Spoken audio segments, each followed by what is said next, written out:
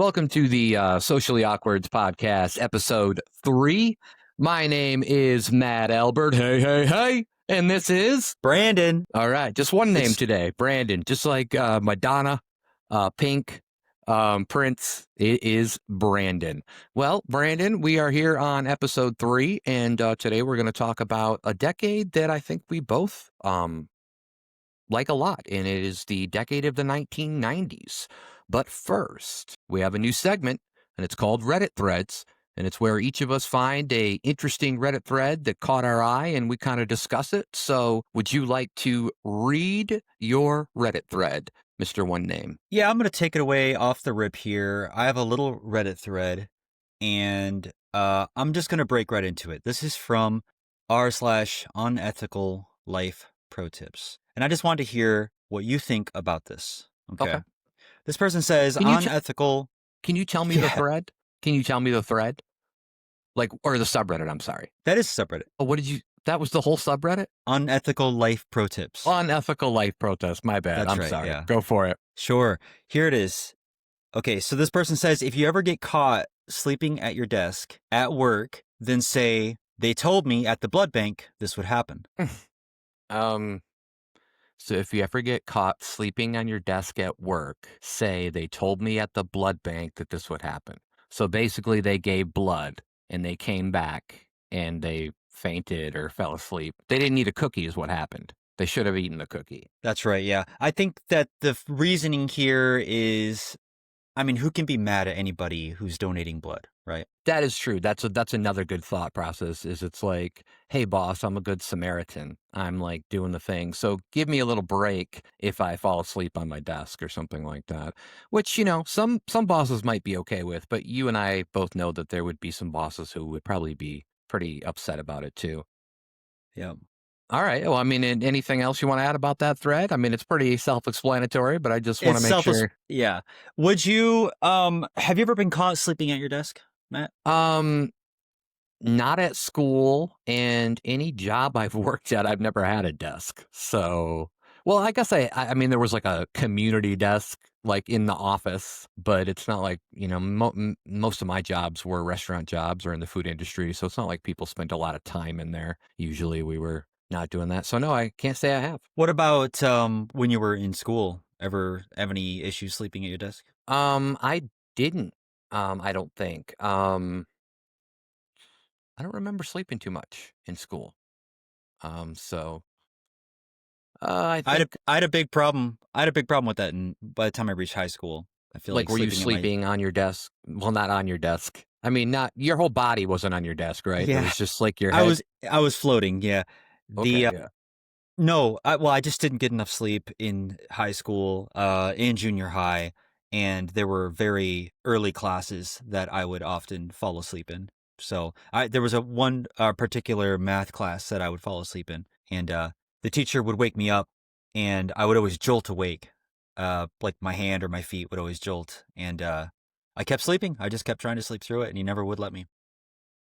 Interesting. Was it something about that math class? You just didn't care for it, or math didn't? Does math not excite you? Math does not excite me. Not in high school. I think there's interesting things about math now, but definitely at that time in high school, I was not very interested. I was into music full time, my own private out of school kind of music activities, and so I just wasn't interested. Really, it was my classes in general I wasn't interested in, but that particular class, that math class, was very early in the day, and I was just way too tired to stay awake. So that's my fall asleep at the desk. I do have a top comment that just presents some other angles because I want to see what you also thought about workplace excuses for things that you might get caught doing as well, because it's kind of goes into that, right? So this person says you can also claim you're allergic to pollen and you took antihistamines, right, which introduce drowsiness. So that's another popular excuse on one of the comments there. Always, if you really just want to, just make sure you got like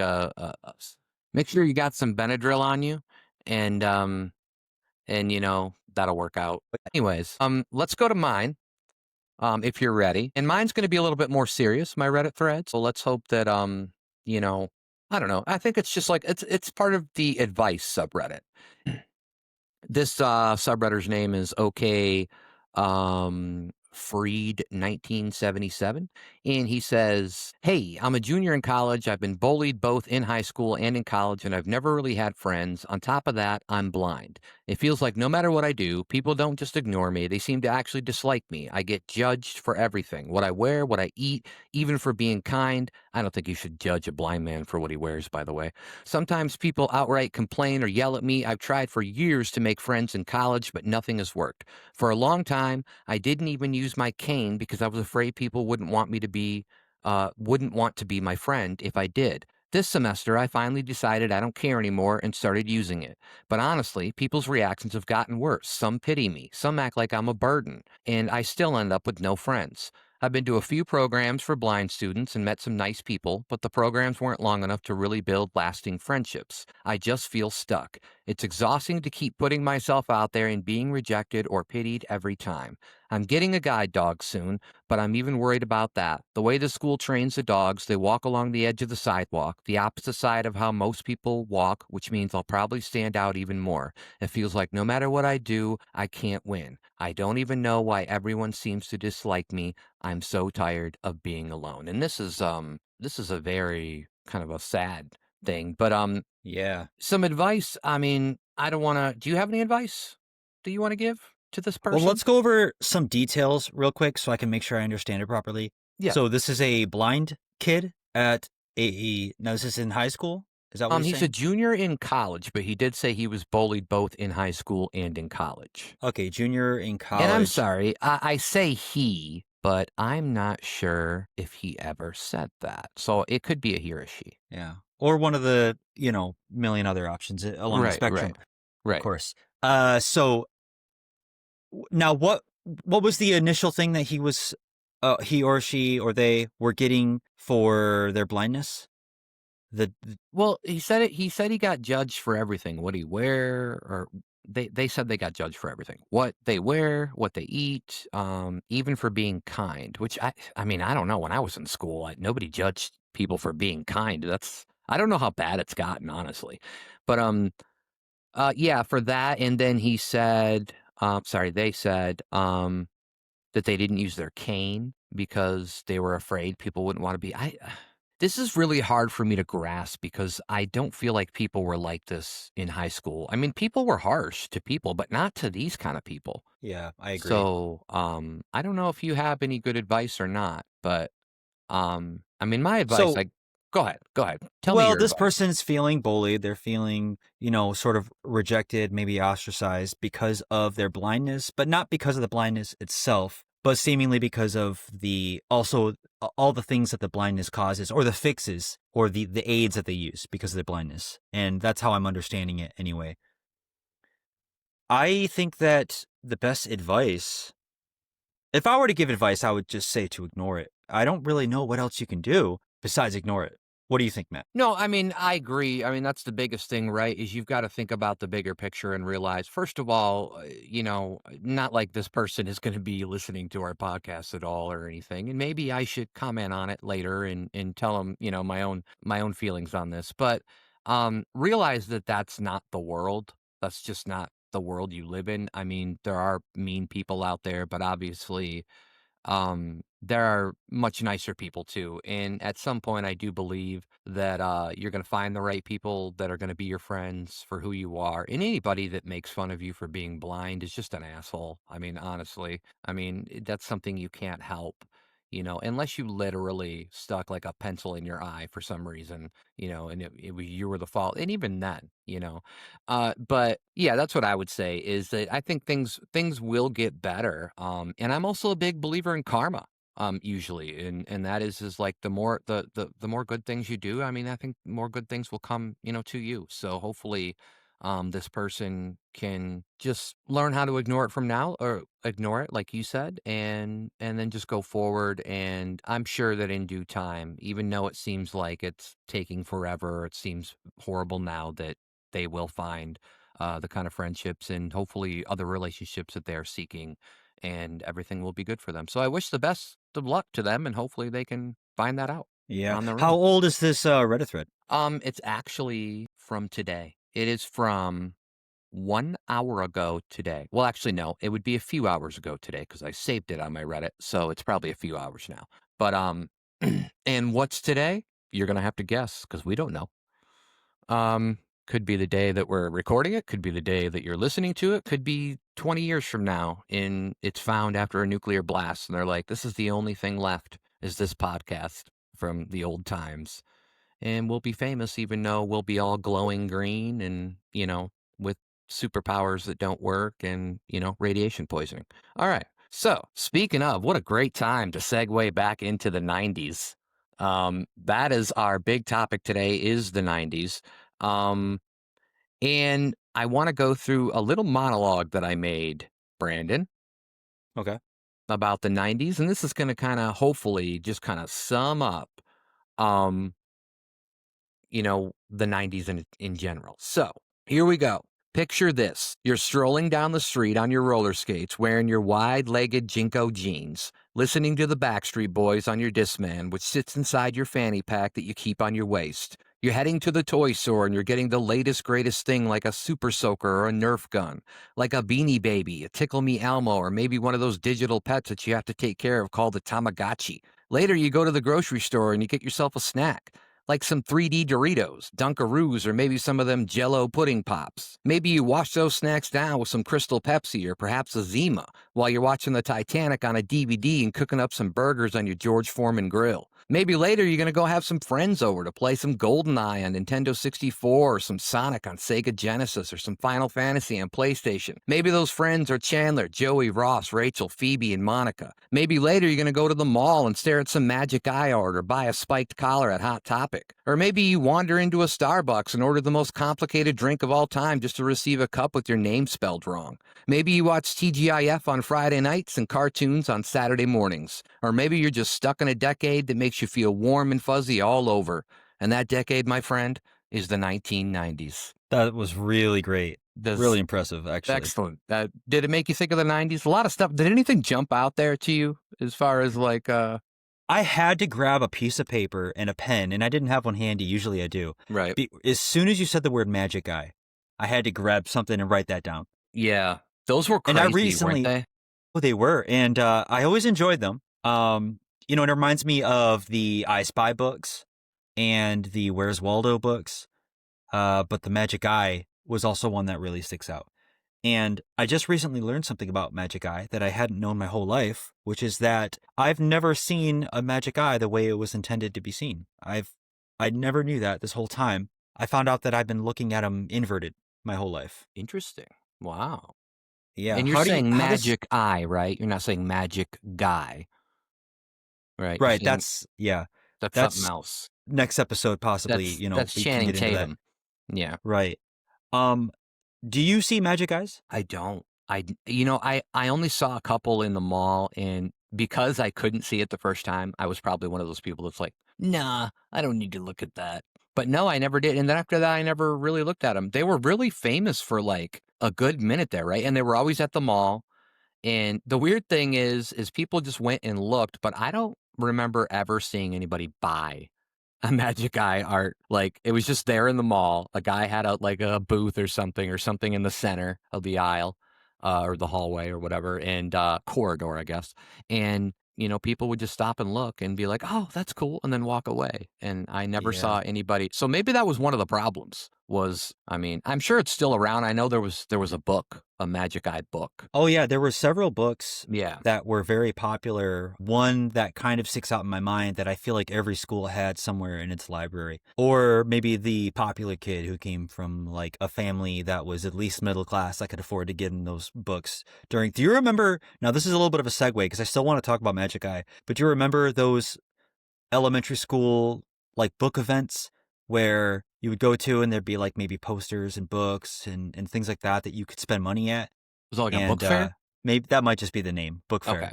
Right. Yeah. But do you Yeah, I do remember book remember. fairs? I remember book fairs, and I also remember. I know we need to go too far on this, but I do remember also field days where you'd go outside and you do like all these events. Yeah. The elementary school I went to had one, I think it was called Fun and Funky Field Day. Yeah, it'd be these crazy things that you do, and they would actually make them fun and stuff. I don't know if they Oh, do yeah. any of that stuff anymore. You could though. win cakes. You could win cakes. Yeah, that because was they had always activities. always weird. That was yeah. Right. I would, we'd come back with like 2 or 3 cakes, and back then that was pretty much a substitute for the food pantry. So it got Right. us Right. pretty far. Yeah. Yeah, we could get I through a few always days just enjoyed on those cakes. cakewalks. Like you were guaranteed to like come back with a cake, but that was just people Yep. bringing in cakes that they made, and sometimes you'd get like the shitty cake. Sometimes I get like the carrot cake, and I'm sorry for people that love carrot cake, but I just don't like carrot cake. Oh, I do like carrot cake. Okay, well then you would have liked the carrot cake, but sometimes you would end up with a cake you didn't like. But sorry, go ahead. Well, I like the carrot cake because it's typically or commonly made with the cream cheese frosting. And I really that frosting, like anything cream cheese, is really great. Well, So yeah, can't you segue. put cream cheese frosting on any cake? You can, but it just really Really belongs hits good with on a that carrot carrot. cake. It Okay, hits with a carrot cake. I Yeah. got you. Okay. So circling back to the Magic Eye thing. Um, and I just watched a video the other day about the creator of Magic Eye, which is really interesting. And unfortunately, I don't remember more than that. That was a So wonderful summary. yeah, thank you. So bringing it back, so you've never seen a Magic Eye, and for anybody out there who has seen a Magic Eye, apparently it's 3D. You look at it a certain way with your eyes. Some people say you get really close to it and you slowly back up. A lot of the tutorials tell you to sort of relax your vision when you're trying to look at these, and slowly you'll kind of see it form in front of you. What it's supposed to be is three-dimensionally popping out at you from the Magic Eye page or the poster that you're looking at. But for me, I've only ever seen it in reverse where it looks like it's sunken into the page. And I thought for the longest time that that's how it was. And so, yeah, so that was the big reveal to me. So apparently, if we want to get a little bit more into the weeds, I see it by crossing my eyes, but you're supposed to see it by looking. So you know how your eyes have a focal point when you're looking at your TV monitor or a page. Your eyes are focused where they're both angled, looking at the same sort of focal point. And on a Magic Eye, you don't want the actual page to be the focal point. You want it to be behind it somewhere. And that's how your eyes morph it together into sort of a three-dimensional image. But what I do instead of looking behind it is I sort of cross my eyes. And so there's a whole community of people out there who only see this by crossing their eyes. And that's what I learned. Yeah, I didn't know any of that. I just went and tried to look at them. I mean, I'm sure people probably told me they were probably like, "This is how you do it," and I probably just didn't care. I was like young, um, but yeah, that is interesting. That you saw it the other way, but yeah, I thought I had more to that, but I guess I didn't. I lied. Moving on. A lot of buildup. All right. Do any of those things, real quickly, do any of those stick out to you? I know that you made that monologue, but are any of those special to you, just jumping out at you? Probably the thing that hold on, I gotta bring it back up here. Um, the thing that because obviously and I will tell you this, that I did this pretty much just by memory. So a lot of these things I did have to look up and be like, okay, how popular were they in the 90s? Because obviously some of these things weren't invented in the 90s. They just became really popular in the 90s. Um, Jinko jeans. I remember being in, I don't remember what grade, but this was probably mid 90s.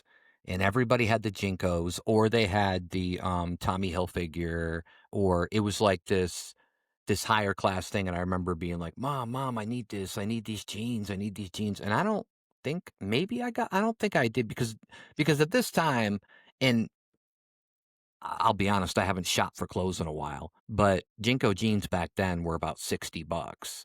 I don't know what they are now, but with the price of everything kind of going up, I can't imagine that it's going to be, anything cheaper.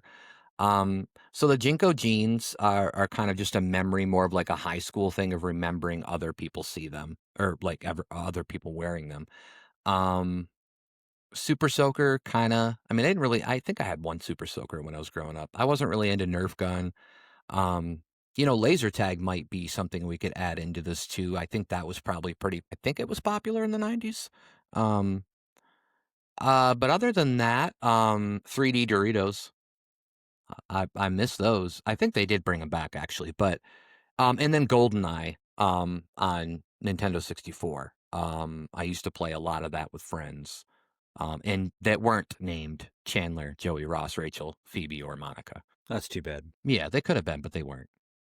Um, Um, I do want to touch on something when you mentioned Jinko jeans because it made me think of something in fashion, which is you're aware of the brand Champion. What do you think about the way the Champion brand has positioned itself now versus what it was when you were a kid? Well, I don't think I've ever worn Champion. So how have they positioned themselves different? So Champion, when I was a kid, I have this memory of Champion being Sorry, sort of like really quick, I do remember like windbreakers and stuff with like okay, Champion on the yeah. back. That's about Well, pretty I much remember my knowledge of it though. windbreakers or the shirts. I remember Champion shirts, Yeah, that's true. and I, but I also remember having Champion stuff. And back then, Champion was a brand that was I associated with like a lower class kind of brand, like a Walmart brand or something like that. Well, And interesting. I didn't okay. I didn't yeah, associate that way with them, but go ahead. yeah. So okay, well, now I see kids wearing Champion, and Champion is sort of like a mid higher end brand that kids like to rep. Um, and I just think that's interesting that back then I would wear a Champion, and it was like I could have been wearing like a basic Levi or something, some sort of basic sort of hand me down brand.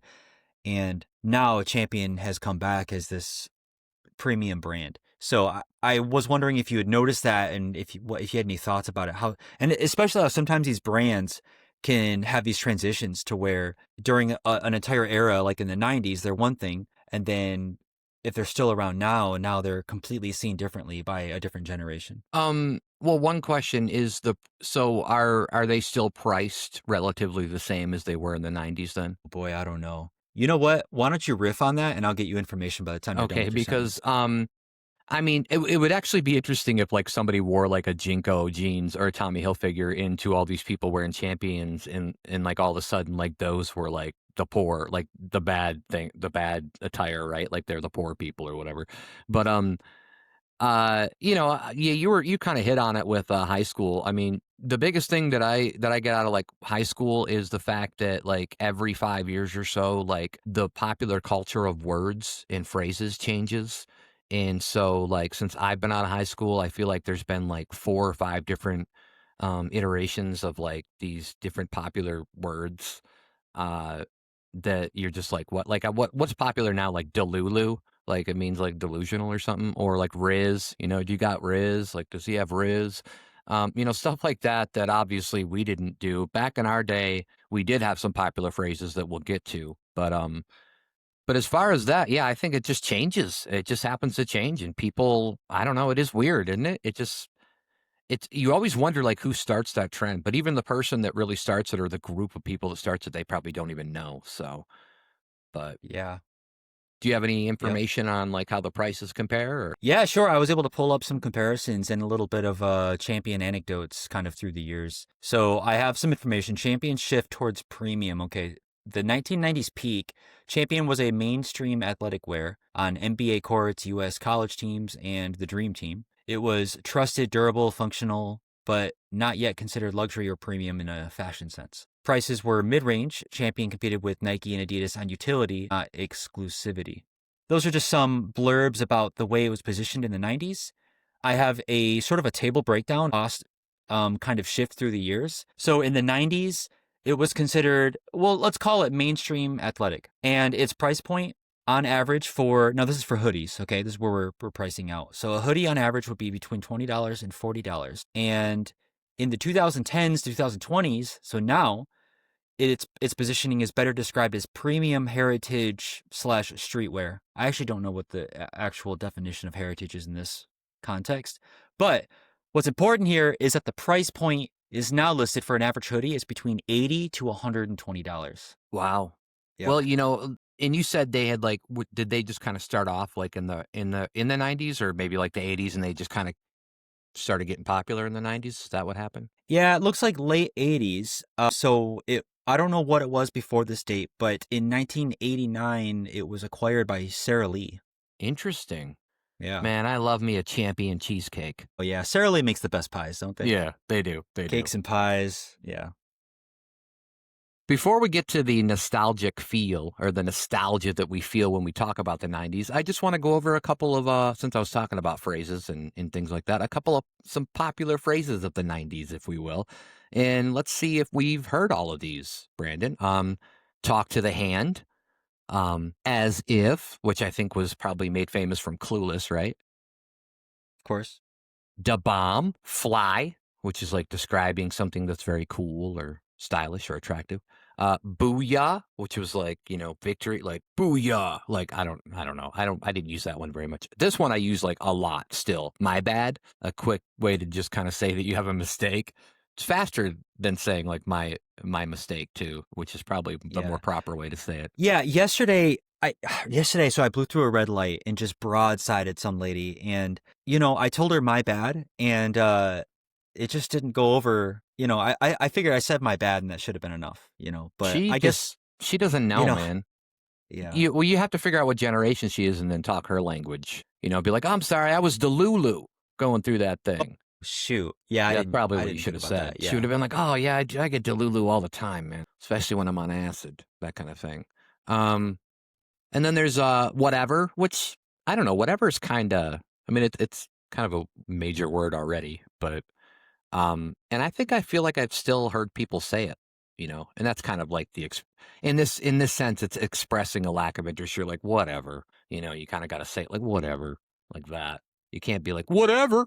That's more exciting, and then there's what's the 411, which is if people don't know, well, 411 it is for information, but is that based off like couldn't they used to call? I think you could used to call that number and you could get like phone numbers that way or something. They were like their own like because if people don't know, some of the young people that may or may not be listening to us or watching us back in the day, we had phone books that were like thick. They were like some of these phone books were as thick as the Bible. And they had all these phone numbers in them of landlines, yes, landlines. And sometimes if you didn't have a phone book, you would just call this number. I think that's what it was for, right? Was the 411 number for yeah. getting In the that information? 1990s, yeah, in the 1990s, 411 was the universal phone number for directory assistance. Okay, yeah. So you would say they would ask city, and then you tell them what city you're looking for the person, and then their name, and then they would find the phone number for you, and then you would write it down like a stupid human person, and Like a not even knowing psycho. that the future would just have all this information at your fingertips. You were like, nah, fuck the future. I got to write this shit down. Um, Getting Jiggy with It, which was I'm assuming that's made famous from Will Smith's song. But so it means to get lively, have fun, or dance, like it says in Will Smith's song. And then all that in a bag of chips. Do you remember people saying that, Brandon? I Like do. I do. it's like above A. It's like just like top grade. It's like all that and a bag of chips. Which still, I would really like to get the origin of that one because that one just seems odd to me. But all that in a bag of chips. And I remember a lot of people saying that back in the day. And like everything else, it does fade. Like all these phrases fade, and then those people that were around, like maybe use them a little bit for the rest of their lives. I don't know if that's going to ever be on anybody's like tombstone as like an epitaph or something like all that in a bag of chips. It might be fun though. Mine's going to say, "Here lies are covered in truth." So that'll be a nice tombstone for me. Make sure that Nice. gets done, Brandon. Yeah. Well, you're making some assumptions, but I'll do my best. Okay, okay. So do you want to talk a little bit about the nostalgia factor of the 90s? Because I don't know about you, but when I start talking about the 90s, it gives me all the feels, all the emotions. It's even like kind of like taking a Viagra sometimes, gets me a little hard and stiff in the mind. Just in my mind, guys. And it makes me like really, really wish. I'm sure a lot of people get this, but really wish that I could go back into that time sometimes. I probably wouldn't want to stay there, but it would be cool to just go back for like a day or something. Yeah, it would. And I think that this is a common thing that people think about. Do you think that the nostalgia is wrapped up in the culture and everything surrounding it at that point? Or do you think that it's also about the time in your life, like what things were like in your life at that time and the amount of responsibilities you had combined with the kind of the way the world looked to you with like its infinite possibilities in the future kind of branching out? I think that it's probably a combination of both, but I think it is more of just like our time, right? Because I think that if you ask anybody what they remember most about their life, it's probably going to be those maybe junior high to high school, those post puberty days up until like you become an adult or a young adult, probably early 20s. Those are what I feel like most people um remember the most. And then culture kind of comes into that, right? Because then that's what you kind of resonate with as a person. It's like, okay, well, that's what I remember. And the '90s were a pretty cool time if you really think about it, because I'm going to get into some major events here pretty soon.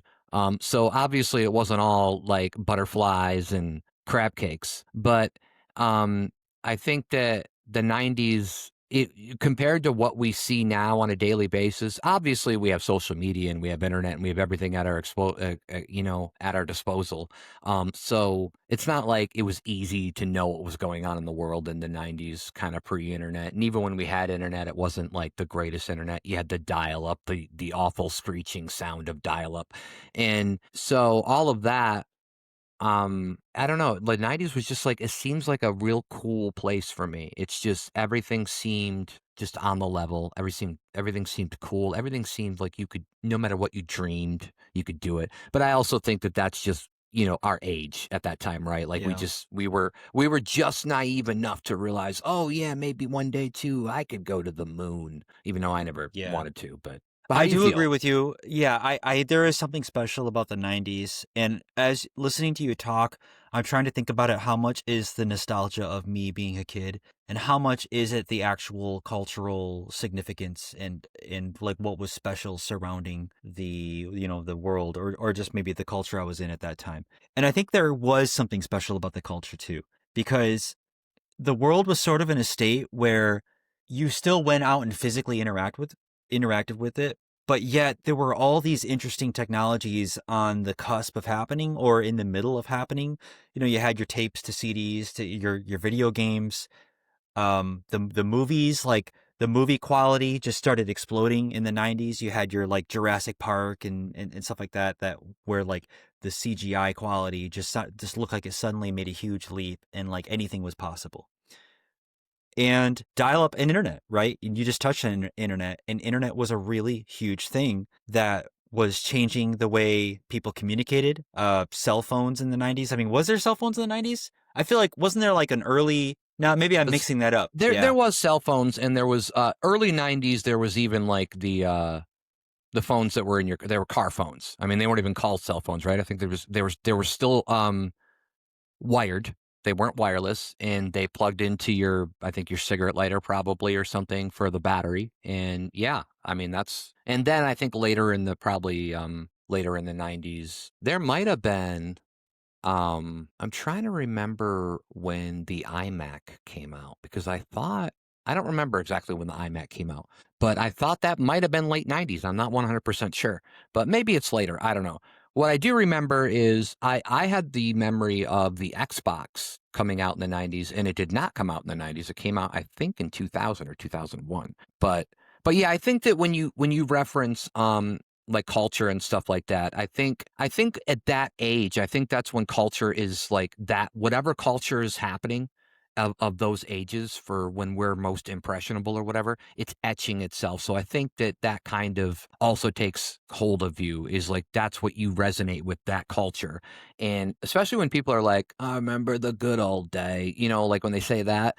And I think a lot of them are remembering that time, right? Like that's like the time that's, for some reason, I think for most people, that's going to be the most memorable times in your head. Yeah, I agree. And also just to fact check that the iMac was release date was August 15th, 1998. Okay, so it was really so yeah. I mean, you had so that kind of goes to what you said about being on the verge of all this Yeah, technology. And I remember when my family got a computer and we went to Sears. Remember Sears? Wow, Sears was I crazy. do. It was like 1994, maybe 95. I don't remember. I think it was 94. And we bought a computer, and it had I don't know, it had like I don't know, maybe 32 megs of hard drive space. at the time, and it was like a $5,000 at the time. So just to kind of compare to people what they are now, you can get a decent laptop and a decent desktop for a pretty decent price nowadays. But man, back then that stuff just that was crazy. But Yeah. yeah, it was good times, man. Good times. I love the '90s. I'm glad we're going to talk about them more. Um, any other nostalgia that you want to talk about with the '90s, or Well, I really loved Y2K. Everything about it. Like the lead up to it, the the letdown? apocalyptic sort of the letdown. Everything about it was just kind of really exciting. I don't know if it's because of the age that I was at the time that I didn't have enough real responsibilities and possessions and a real feeling of loss if Y2K had turned out to be as bad as people said. I was able to revel in the pure like enjoyment of the chaos of Y2K. And And yeah, it was a letdown. Nothing happened. I'm glad you put Y2K because I actually don't have that. I don't think I have that in my notes. And I did remember it. I was like, oh, and I probably should put it down. And I think what was the big problem with Y2K? That when we first started, like when they first started programming computers or something like that, they only used the last two digits of the year. Is that what the big That's problem was? yeah, And that's so they that's were correct. worried that the computers were gonna think when it hit back to 00 again, 2000, they were worried that the computers were gonna think it was 1900 and everything was gonna crash. Okay. That's right. Yeah. Yeah, it was super funny, and let me tell you a little small story. I had a couple of friends over staying the night at my house on New Year's Eve, 1999 into 2000, and my parents, man, they played the greatest trick on us ever. They shut the circuit breaker off at midnight to just kind of fuck with us. And we were teenagers, so we were probably stoned, so it probably didn't help us. We probably already a little paranoid. But so I do remember that very vividly. And it was kudos to my parents for being on that because that was kind of funny. Because that would if I had kids, that'd be totally something I would have done. Yeah, that's a great core memory. That's like, jingling Santa's sleigh bells on Christmas Eve, when the kids are trying to sleep or something. Okay. You're making a face like you Well, no, it totally just don't get what I'm sorry. saying. My just so we know, and just so viewers and listeners know, my head goes in the gutter a lot. I have that little bit of that yeah, it goes in the gutter a lot. And so that as soon as you said that, I was like, is this some kind of sexual Yeah, perverted thing? you never did the hide Santa's summer sausage at midnight. Oh, no, I didn't. Um, Huh. yeah, I don't remember that. My uncle Mo did Okay. though. Mo. I won't tell you Okay. what his last name was because it'd be bad. All right, let's go. All Are right. we Moving ready on. to move on? All right. Let's go. All right. So I have something here for us, and I'm just going to go through some major events of the '90s, and we're gonna do these in order. And here we go. So on April 4th of 1990, the Hubble telescope was launched. August 2nd of 1990, Iraq invades Kuwait, starting the Persian Gulf War. October 3rd, 1990, Germany officially reunites. On January 16th, 1991, Desert Storm begins. On March 3rd, 1991, Rodney King is beaten by the LAPD. On December 31st, 1991, the USSR dissolves, marking the official end of the Cold War. On April 29th, 1992, jury acquits LAPD officers involved in the Rodney King beating. It's began in South Central LA. From February 28th to April 19th of 1993 was the siege on Waco. More than 80 members of the Branch Davidians died during the government raid on a compound owned by religious cult leader David Koresh in Waco, Texas. And they all died in a fire on April 19th of 1993. On June 25th of 1993, Kim Campbell becomes Canada's first female prime minister. On May 10th of 1994, Nelson Mandela becomes the first black president of South Africa.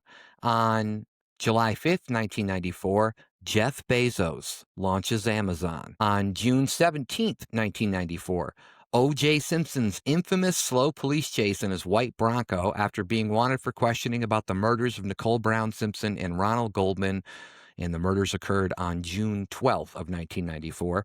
In April 19th of 1995, Oklahoma City bombing of the federal building in OKC, 168 people killed.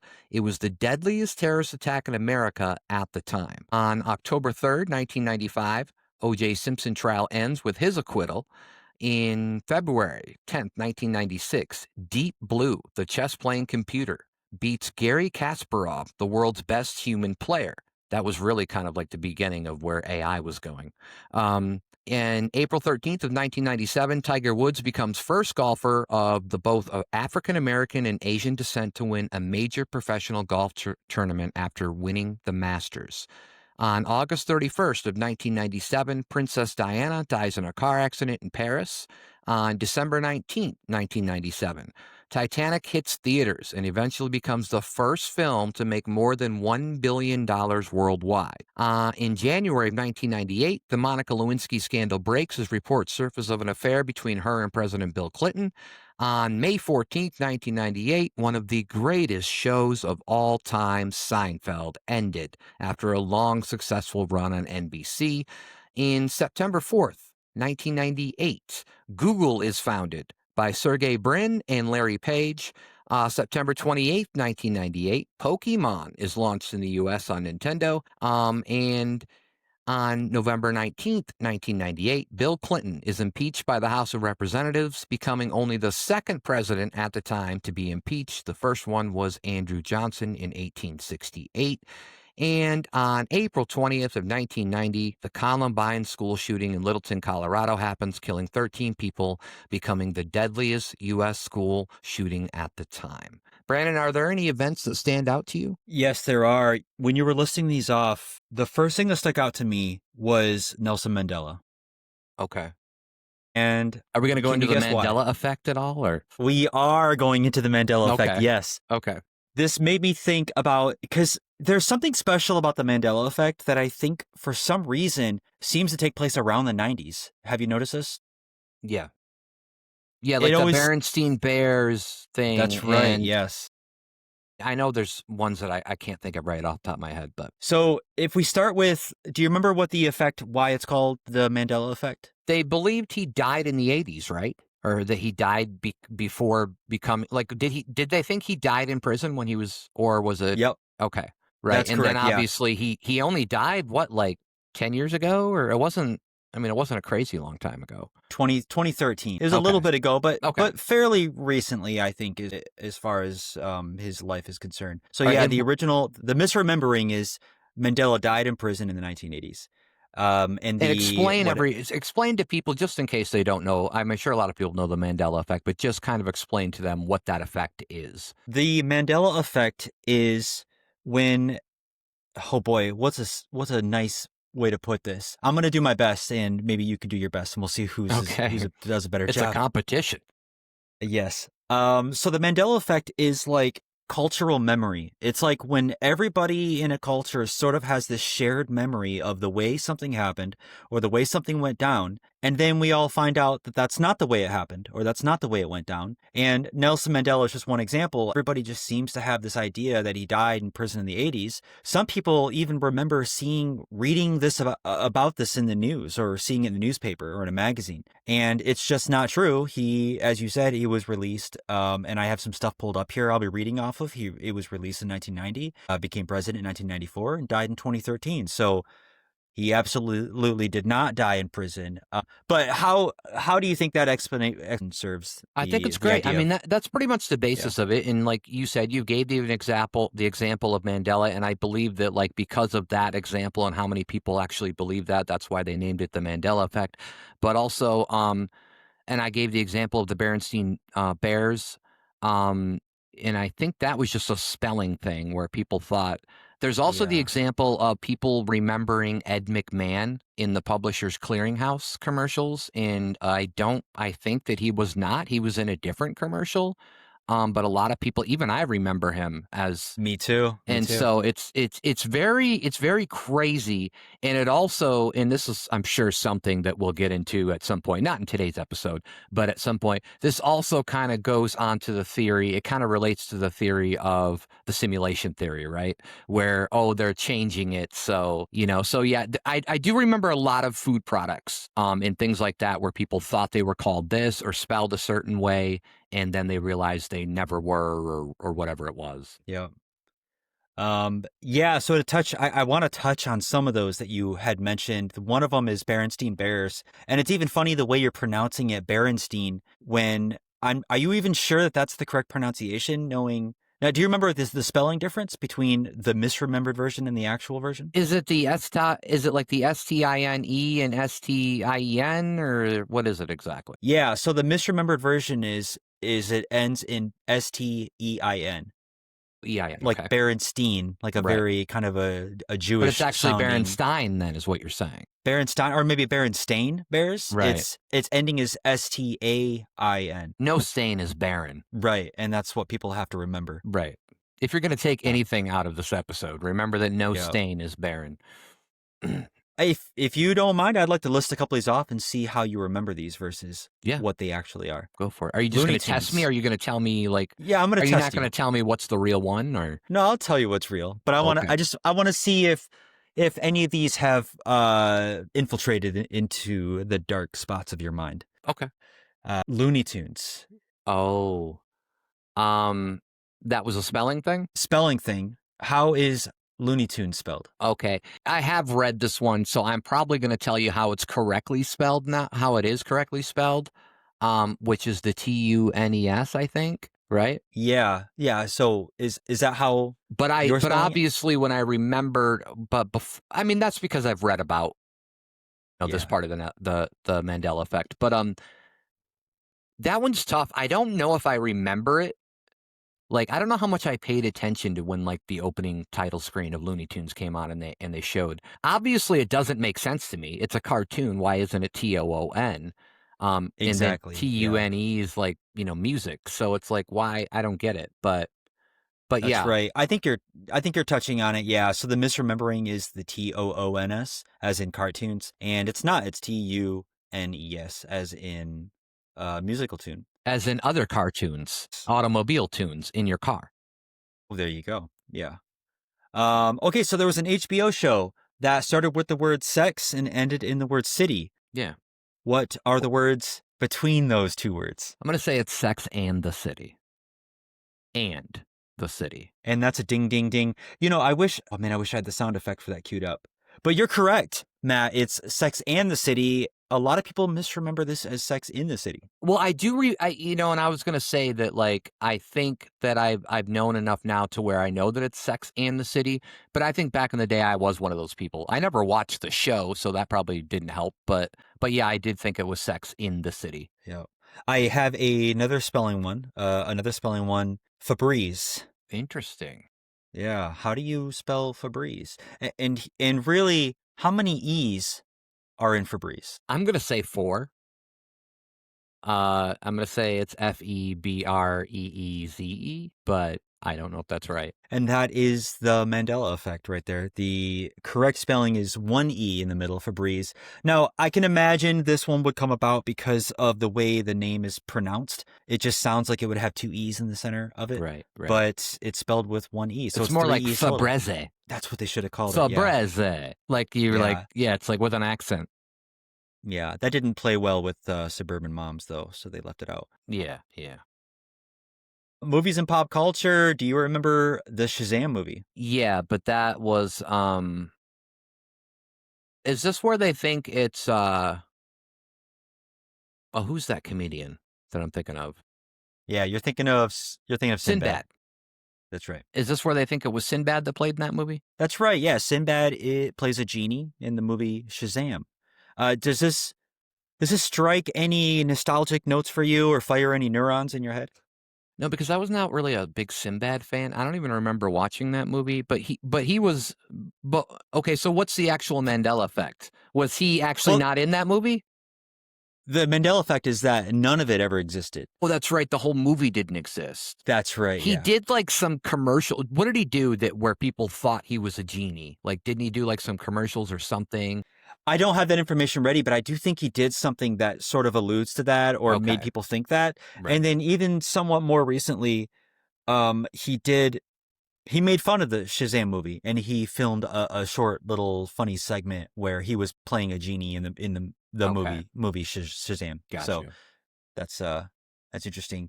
Okay, just a couple more if we're having fun and we want to go through some more of these here. I like this one. Pikachu's tail. I know nothing about Pokemon. Yeah. Do you Except for know the what fact that Pikachu? I knew you were talking about Pokemon. Do you know what Pikachu looks like? Kind of. Is he yellow? He is yellow. Yeah. I vaguely Okay. remember. So see, that's fine. Let me gloss over this one. So many people remember Pikachu as a yellow character with where his tail has a black tip, and that is the Mandela effect. And when in reality, his tail is all yellow. So that's another But he one. has something else that's black, and it's big, long, and hard, and that's his brain. He's got a nice black brain. Yeah. What? Why the long brain? Just so it's easier to get in and out of places.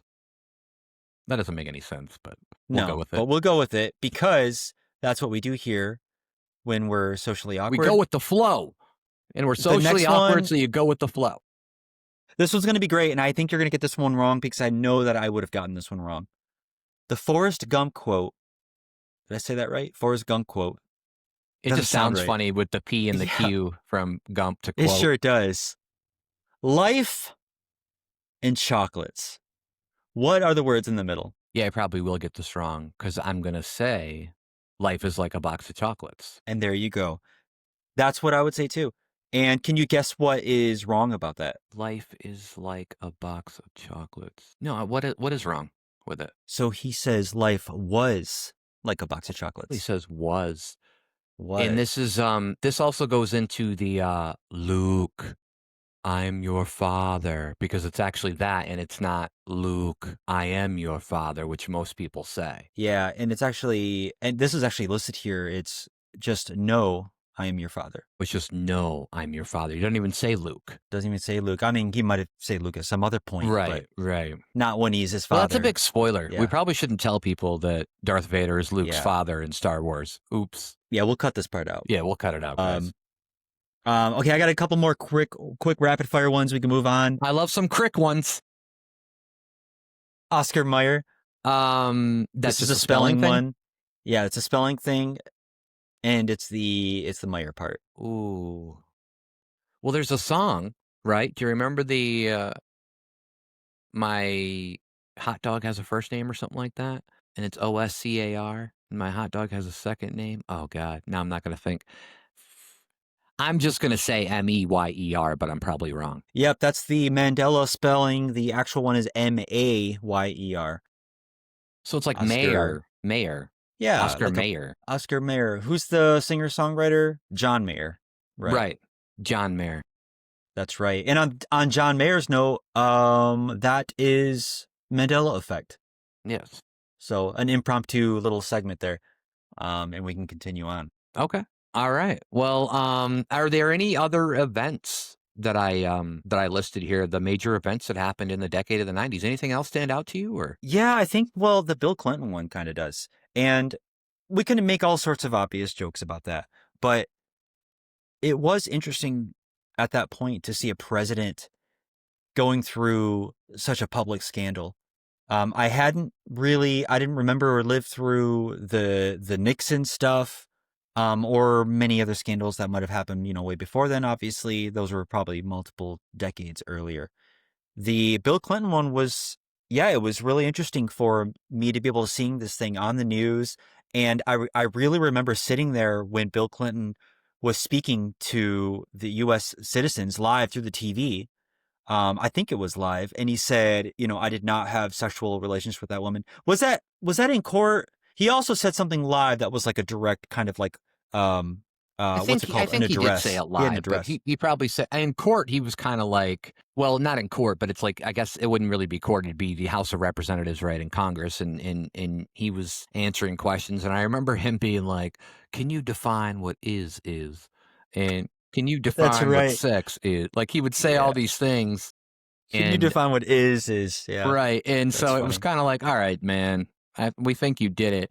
The crazy thing is like that would that affect anybody nowadays if the president did that? I mean, you could arguably I don't say know. that we've already got a president now that is most likely cheated on his wife.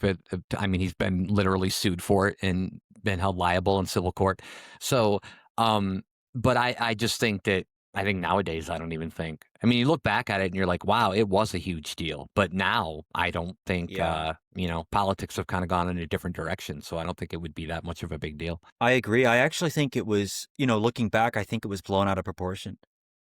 Yeah, it probably was. And I remember a comedian, a really good, a really great comedian that I love. His name is Lewis Black. And he just rants about stuff. I remember him talking about this, and he remembered he kind of was talking about how everything was functioning great with the government at that time. And he's like, and he made the joke that we don't need a president. He's like, what we just need is a guy in the White House that gets a Hummer every now and then, and the country will be fine, because Bill Clinton was the last president to leave office with a budget surplus, and look where we've gotten since. So it is crazy, but yeah, I agree with you. I think they overplayed it.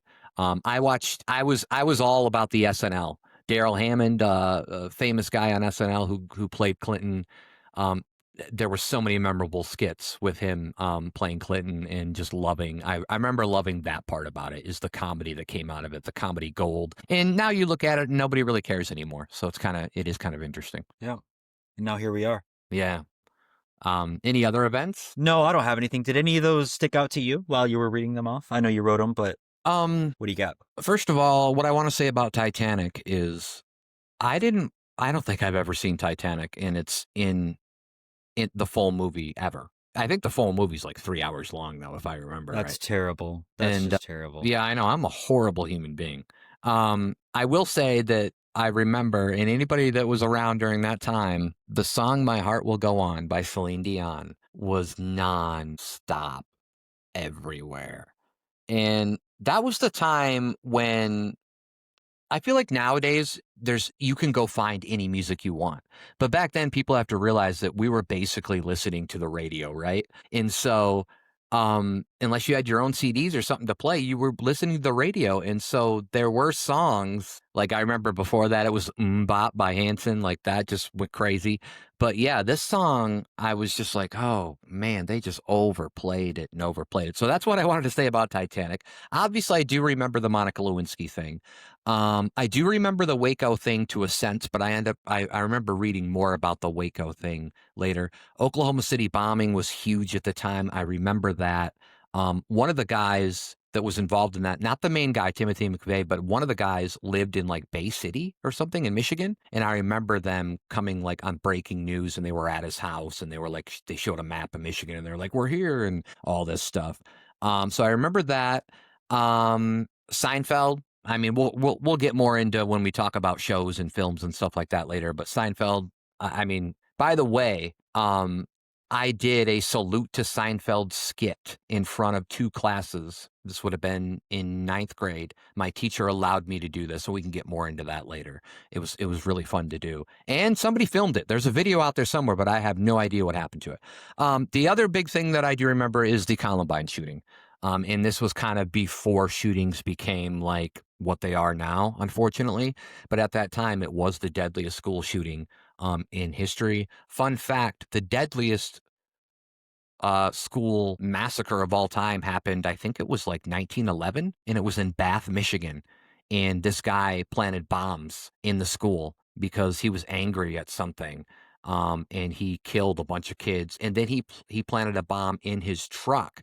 And when the medical people and the EMS and all that stuff arrived, that one went off because he wanted to kill some of those people too. And I don't remember exactly how many people died, but that is the worst school massacre of all time, and it had nothing to do with guns, so it's just kind of interesting. Yeah. Anyways, yeah, so those are the kind of things Is it that stand is out it with is me. that a political statement from you, Matt? No, no, no. Putting it I out? respect the Second Amendment, but I also think that universal gun control, or universal background checks rather, should definitely be a thing. And people shouldn't be able to go to gun shows and just get guns and there be no background check. So Definitely there's a middle ground there. I'm certainly not one of these people that are like, take all their guns, or or I'm not the other way either, where I'm like, everybody gets a gun. That murderer gets a gun. That murderer gets a gun. I'm definitely not like that. So I like to be Yeah, logical and have common sense and stick in the middle. I agree with you. And to bring it back to the subject matter, to what we're talking about, it does feel like the 90s was maybe one of the last 2 decades that we had a middle ground on most issues. It just feels like since then that middle ground has evaporated. So that's another interesting kind of nostalgic point, I think, that wraps up into the 90s. You're right, because during our 9/11 episode that we had, and if anybody hasn't checked that out, you can go check that out on Spotify now. But our 9/11 show, we kind of discussed how even when 9/11 happened, I mean, we unified, obviously, right? We talked about how Bush had like really high approval ratings and things, and the country unified like really, really well. But even before that, we weren't that polarized as we were now. Obviously, I think there have been times in our history that we've been probably more polarized than we are now. Like I would probably say maybe like the Civil War, when states start seceding and they try to make their own country and stuff like that. That's pretty polarizing. So luckily, none of that has happened yet. But all right. Well, let's get into a little bit about technology. Um, I mean, obviously, we were talking about it a little bit earlier. Technology was huge in the 90s. In 1991, the World Wide Web was launched to the public. And then in 1995, commercialization started. So that's when you seen like all these websites start popping up and people are started making money off the World Wide Web, which I'm sure nobody calls it that now. But in contrary to popular belief, Gore did not invent the internet. I know there was something out there at one point where people said Al Gore invented the internet. He did not invent global Now, warming either, by the way. didn't Al Gore have. Now, this is funny because I think I remember reading that Al Gore did have some sort of important hand in internet development, though. That. I think he Because it's very. did. I just think, Yeah. yeah, you're right. I think he did, but I'm just saying that I think a lot of people want to give him 100% credit of like, he was just like one Yeah. guy, like plugging all night, being like, oh yeah, I got this. This is going to be great. It's going to be like a But yeah, marketplace for the world. It definitely seemed like a misstep because I do remember I don't know the name of the speaking engagement he was in, but I do remember him saying that he had taken steps to develop the internet or something Right. to that effect. And it just seemed Yeah. like the way he had said that had backfired on him. And so it wasn't great I for his think political so. career. Yeah. Yeah. I think that's amazing to me that those were the things that were going to like nearly end your career in the 90s in politically. And nowadays there's just so many things that you can probably get away with that you couldn't get away with in the 90s. Um some search engines that this is kind of fun. Some search engines that people don't probably remember. Um Excite, Lycos, Web Crawler, Yahoo. I'm sure Yahoo's probably a little bit more familiar with people. Dogpile and Hotbot. Do you remember those, Brandon? Like I I do. I remember. do. I remember most of those. Yeah, like I think probably web crawler was probably the only one I didn't use, but I remember being younger and just like trying to use different ones and see like how they compared. Dogpile will always confuse me. I was like, what do you mean dogpile? Like that's kind Yeah, I don't of. want to use that. Yeah, that's like, is that like, that was invented by Michael Vick? No, it wasn't. Um Anyways, we have so now, and now what do we have for search engines? I mean, we still have probably quite a bit. I mean, but now I think everybody's kind of like loyal, right? To like usually one or two. And I usually do, I mean, Google is Google. If you got an Android phone, you have to do Google. I mean, you can get other ones, but usually you're searching through Google. The only other one that I really use sometimes is DuckDuckGo. But other than that, I don't really use any. I've never really used Bing. I don't know if Netscape is still around, but I'm not really sure if Netscape was a search engine or more just a program to run the internet. But Yeah, I'd stay away from that. yeah, DuckDuckGo has some loyal fans and people who use it.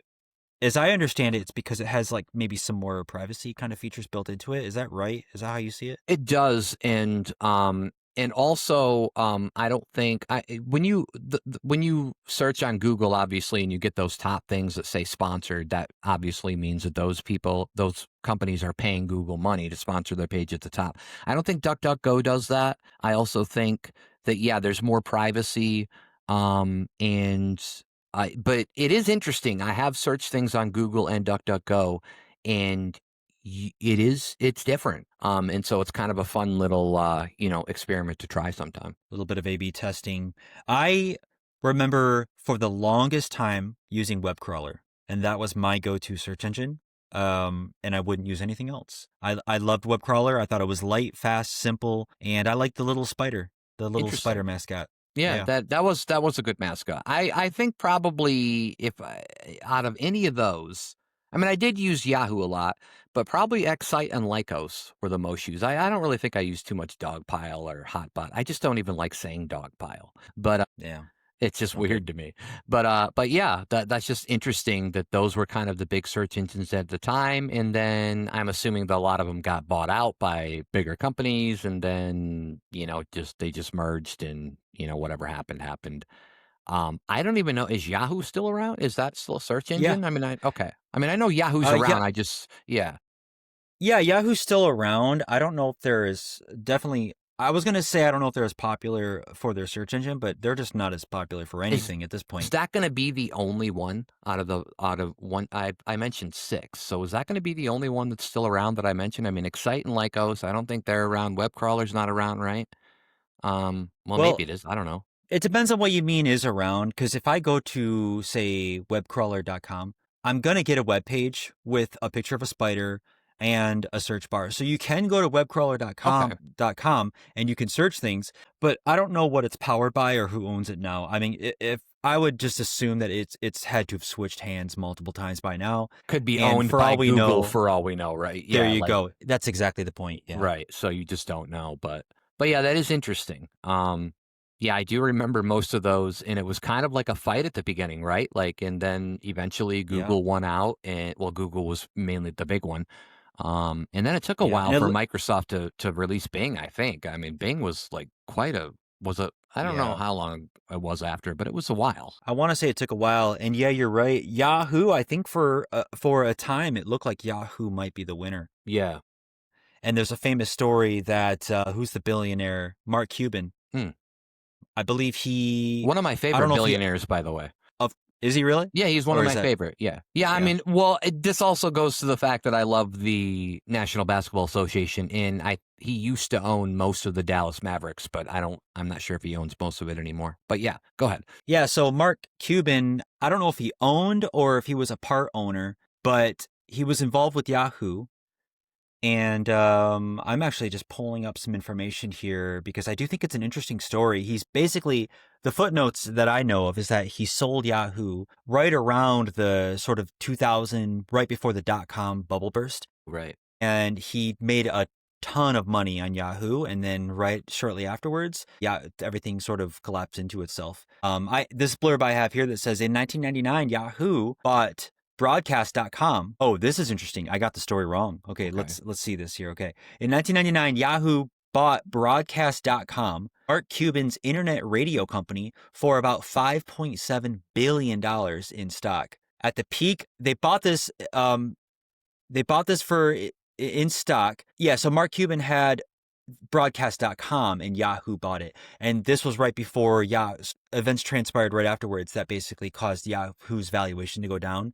And they didn't end up doing much with broadcast.com, but they just paid so much money. I mean, $5.7 billion is a huge amount of money, not to mention back in 1999, that Well, yeah, has to be definitely. Right. even double that maybe. So, and he was able to sell the Yahoo stock, much of it that he got as trade for that, as part of that 5.7 billion. He was able to sell that.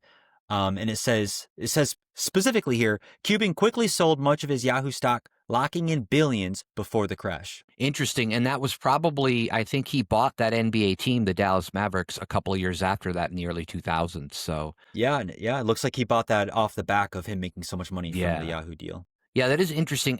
In do they all still do, like, who still does Does Google do commercials? I'm trying to remember a Google commercial, but I can't. I mean, they've got to, right? Or maybe they don't. I mean, why would you? You've cornered the Android market. Yeah. You own. I mean, Google owns YouTube, correct? Yes. And so, I mean, maybe they don't have to. I do remember Yeah. the Yahoo commercials though. When it was like Yahoo, like some guy doing that. Yeah. Yeah, yeah. Yeah, it I was like a can't be. yodel. I don't have the. Yeah, he was yodeling, but I definitely don't have You the don't wanna try it one more time? Not even one more time? Yahoo. I think I was even wrong. I Yeah. wasn't good on that one That's either. close.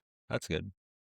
So some other technology that was kind of new at that time in the 1990s, pagers, and then we talked a little bit about car phones and cell phones, DVDs, CDs. That was during that time is really when a lot of people switched over from video cassettes to DVDs, and then audio cassettes to CDs.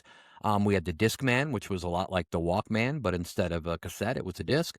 Adobe Photoshop was introduced in the 90s, and then people had Palm Pilots, and then here I do have iMac on here, 1998, the iMac, and then personal computers, and then of course dial-up internet.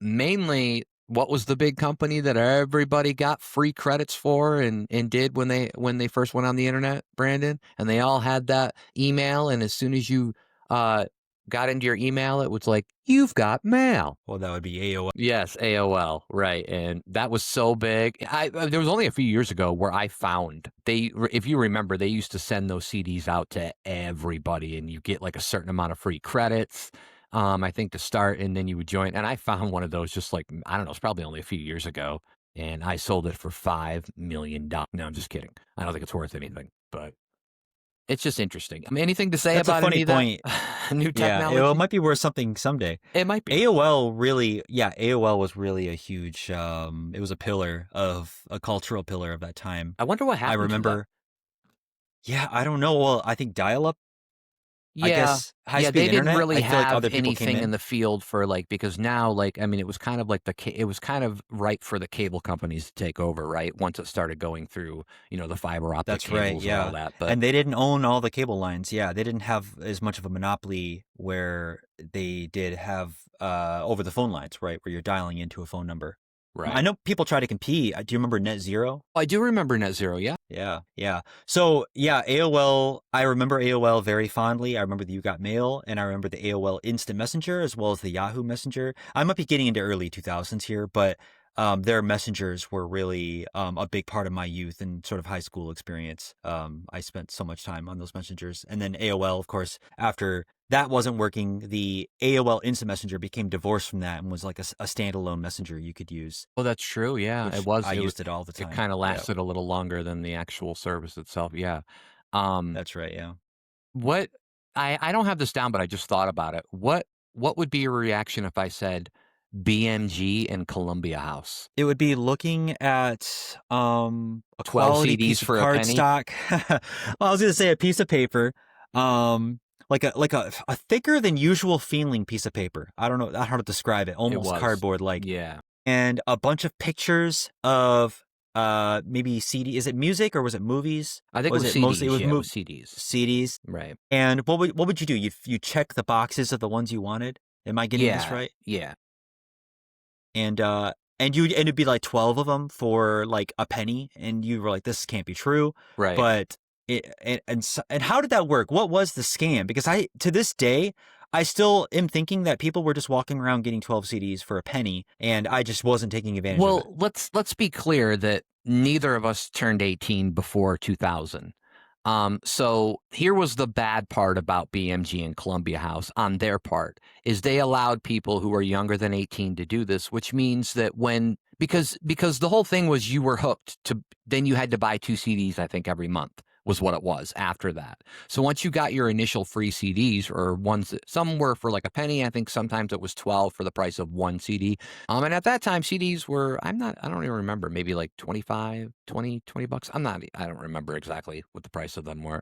But, but yeah, I think they screwed themselves because a lot of kids or teenagers took advantage of that and they couldn't sue them because they weren't 18, they weren't adults. So they just lost out on all those CDs. But yeah, I think the whole gimmick was that you do that initially, you get the 12 CDs for whatever price, for one low price, and then you continuously have to buy like two, maybe for a year or something, you have to buy two CDs a year, or I mean, two CDs a month for a year. So if people were actually following their rules, then I could see where they could make money.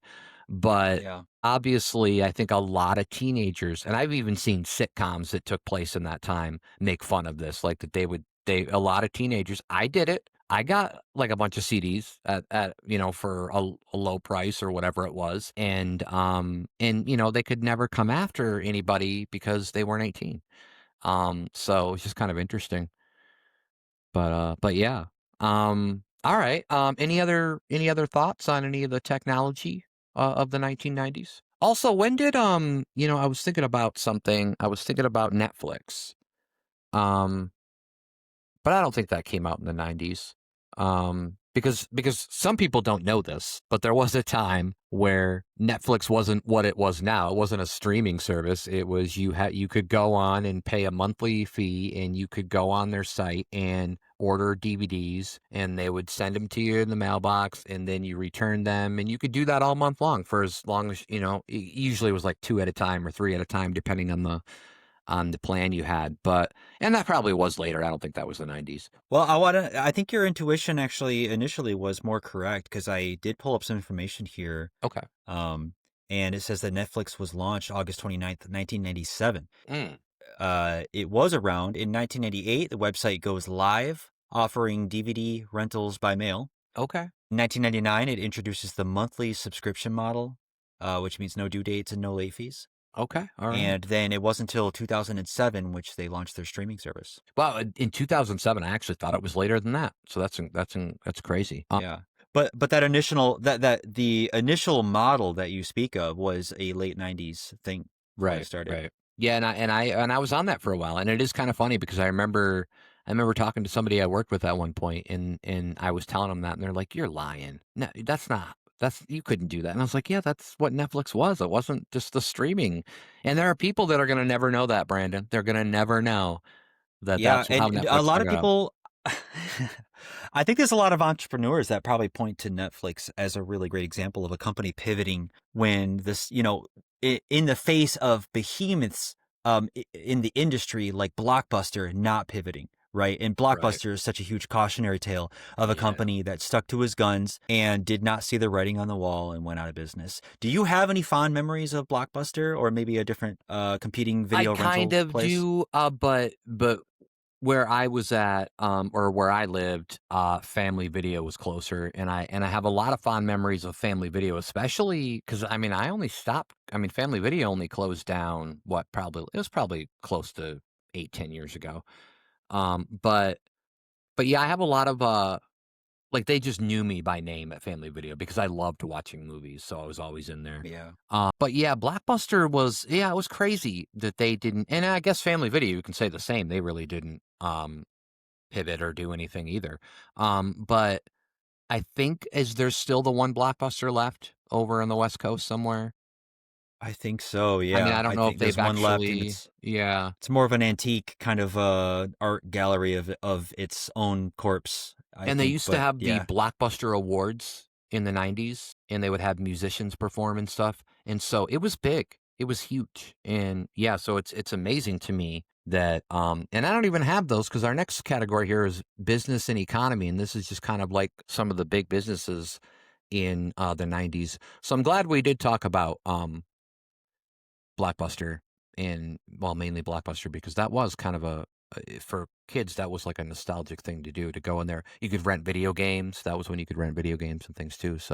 Um, so one big thing that really happened, coffee shops weren't like invented in the 90s or anything, but there was quite an explosion of the coffee shop, kind of the culture, right, in the 90s where you would have like somebody singing like their folk tune. It'd be like more like folky music, and you would sit there and you'd order your crazy coffee, and you would just kind of sit down and enjoy yourselves. And of course, Starbucks really started, I think, making a name for itself in the '90s.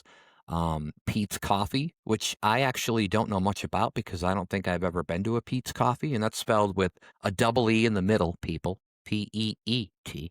Um, and so, do you have anything to say about like the culture of coffee shops or the impact that it had on popular culture? Obviously, Friends, the show Friends, a lot of it took place in a coffee shop.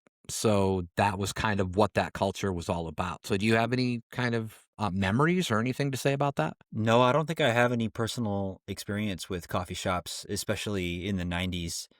So I don't have much to say on that.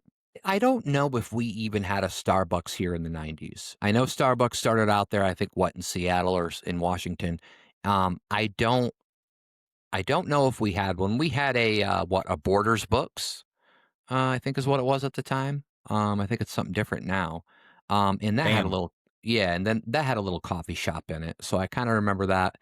When I was younger, though, I was still a teenager, so I wasn't drinking a lot of coffee. Later on, I started drinking like a lot of espresso and other coffee. Um, so yeah, I mean, it doesn't have much. If there's anything that reminds me of coffee shops, it's the artist Jewel. Do you remember Jewel? I Who do. was a female artist, very popular in the 90s. I think she was from Alaska, and Brandon and I live near Interlochen Center of Arts, the Interlochen Center of the Arts, which is has brought a lot of famous people through, and Jewel was one of them. So just interesting kind of that's really the thing that I think about. We talked about these a little bit. We already kind of talked about Amazon. So, Amazon, what was that, 1996 that Bezos opened up Amazon?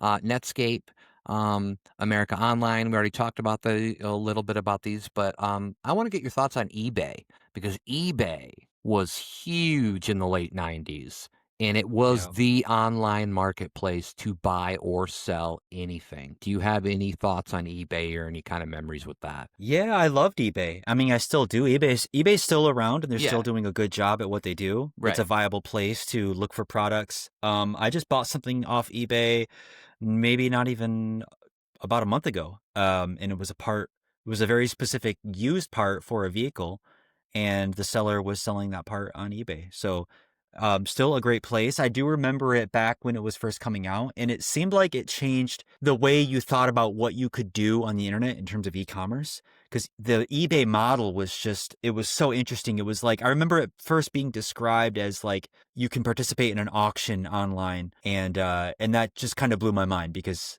the only kind of format where that sort of buying and selling took place is, as far as I knew before that, was going to like a physical auction house where, Right, right. some guy was talking really fast and you were going to buy, like a chair that's like 60 years old and who knows what it's Ooh, is it actually worth. haunted? It's not haunted, and that's the sad part. Yeah, that's no good. Yeah. And that's why you bought it, because you only went there with $50 to spend. The haunted ones, everybody Yeah, they were much more paid over expensive. 500 for those. Right, Yeah, right. that's unfortunate. Yeah. Yeah, eBay was interesting. I remember my mom kind of taking advantage of it probably around 99 or something like that, and really making money. And my parents knew somebody who worked at Toys R Us and got a deal. And that's when we'll talk about this in a little bit with the toys, but that's when the Furby craze happened with Furbies. Do you remember Furbies? Like, I mean, they were kind of like gremlins a little bit, and they had like their own language and they could learn, like, they were really weird. And sometimes people have stories of like their Furbies just like because they wouldn't like go on unless you talk to them. But some people have like these stories of them like going on like just going off in the middle of the night and like Yeah, I remember I never had a Furby. Were they a little bit more on the expensive side? I think Furbies? they were. I think at that time they were like when they would come out, they were like $100. So my parents would get them Yeah. like they would get them through their friend who would get their discount, and then they would sell them on eBay, and they would go for more than that on eBay because it was like a craze happening at the time. Yeah, and what's the story? Could you teach your Furby, like, you teach them words, language? I think so, yeah, and, it was they just I think they would sleep and, like, they would eat, like, they would What? say, "I'm Yeah. hungry," and, like, I don't know, you put your finger up to their mouth or something, and then they'd suck on Yeah. it for a while, and then they'd be all Some good. mysterious goop, Yeah. you know, Yeah, it was behind their tail. the weird thing is, like, it was like you were, like, an eight-year-old girl from, like, the '50s, and you had, like, a doll, right? Like, that's what it was, like, but we were all adults, and we didn't know that that's what they were doing to us. Yeah. Yeah, I feel like the story around Furbies was always this weird, like, folklore around, like, this person. You'd always hear about, like, some person had it and the Furby was coming alive, saying weird things, or they had taught it weird words, or it started speaking a language. Um, I never had a Furby myself, so I couldn't confirm or deny the allegations, but I do remember hearing these types of things. And I don't know if they've ever made a horror movie out of that, and I feel like that they would have taken advantage of that, but maybe not. Yeah.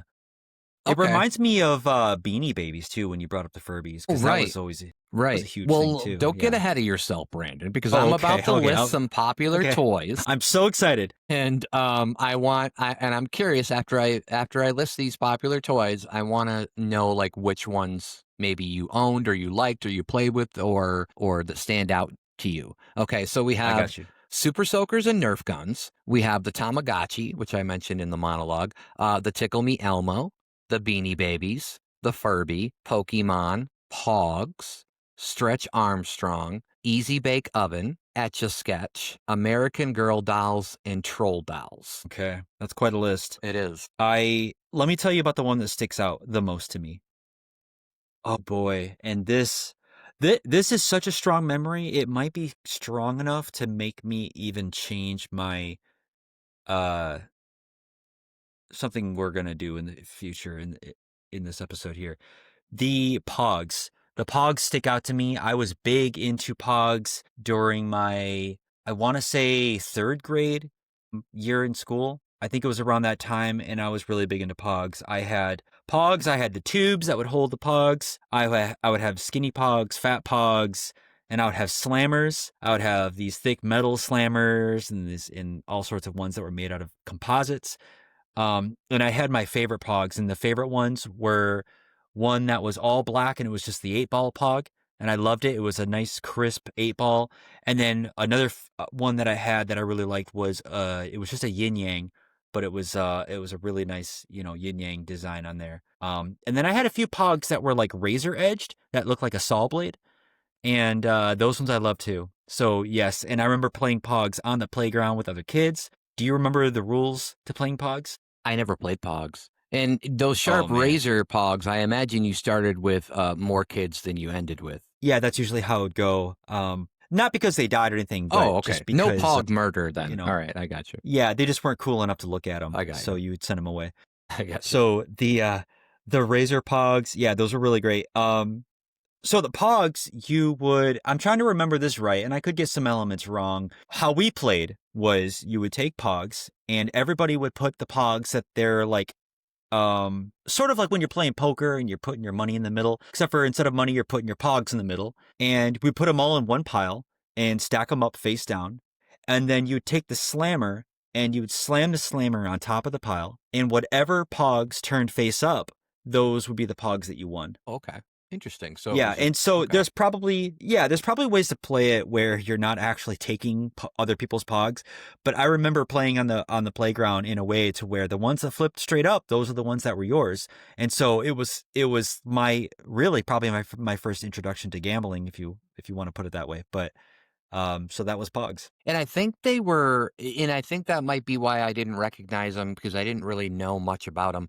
But I'm pretty sure I watched the entire series of Squid Game on Netflix, and I think that was one of the games they played was Pogs, if I remember right. But not because now Really? I'm Okay. visualizing what you're saying. I'm like, oh, okay, that's what they were playing, and I'm pretty sure they did say Pogs, but that was kind of interesting. Any other ones to stand out or of the toys? Of the toys, I remember the trolls. Little troll I didn't dolls, have yeah, trolls. yeah. Yeah, I mean, I didn't have any of my own, but I remember seeing them all around. Even though I didn't have any, it just always seemed like there was a troll doll within like 5 feet of wherever I was, They whether I was in were quite school, home. abundant at one point, yeah. Yeah. And I remember them being kind of little and stocky, and they looked like they were covered and had like a baby fat layer on them constantly. Big ears and hair that was like some sort of fluorescent color that stood straight up. Yeah. So that was the troll dolls, and of course the super soakers. The super soakers I did not have. This is another thing that I didn't get to participate in that much when I was a child, but I remember going over to friends' houses and they had like super soakers and the Nerf darts as well. And I always enjoyed playing with those. Those were right up my alley as a kid. Yeah. I mean, what about you? Um, well, I know that R. Kelly had some really good super soakers, but also I know that I think the Etch a Okay. Sketch is probably the one that I remember the most. I remember the Etch-a-Sketch. I remember playing, with it a lot, and you could draw these little lines or draw these little things by moving the knobs, and then if you didn't like what you drew, you could shake it. You could shake it like it was a crying baby. No, don't shake your babies, kids. Um, Kids, if you have babies, that's the problem in itself. But adults, don't shake your babies either. But yeah, that was always fun. Etch-a-Sketch. I do remember that quite. And then yeah, like a lot of the other ones I do remember too, like you were saying, the Beanie Babies, the Furbies, and yeah, the Nerf guns. And I think I mentioned earlier about how laser tag I think was kind of getting to its popularity at that point too. Um, Yeah, there was one in the mall here for a while. yes, there Do you remember the was name of it? at our awesome 54-story mall that we had. And that by that I just mean that there's about 54 stories that you could tell about that mall, and that'd be it. That's it, just 54. It's not the Mall of America. It's not the Edmonton Mall. Yeah. It's just a little mall. But yeah. Yeah. All right. Well, we are going to, in a moment, we're going to jump into a new segment that's going to be called Back in the Day, and then we're going to get back to more of the 90s. But first, we have it's time for a message from our fake sponsors. All right. So this episode of our podcast is fake sponsored by Badwill. Ever need some used holy underwear or crusty old socks? Perhaps you're parched and you fancy some Kool-Aid backwash. Badwill is the place to go. From recycled adult diapers to half-eaten crab cakes, Badwill provides you with all the essentials of a hobo lifestyle. Badwill. We have no shame. This podcast is also sponsored by Banana Thong. Like taking risks at the beach? Try Banana Thong today. The only thong on the market made entirely from banana peels. In fact, it's just a banana peel with some tape.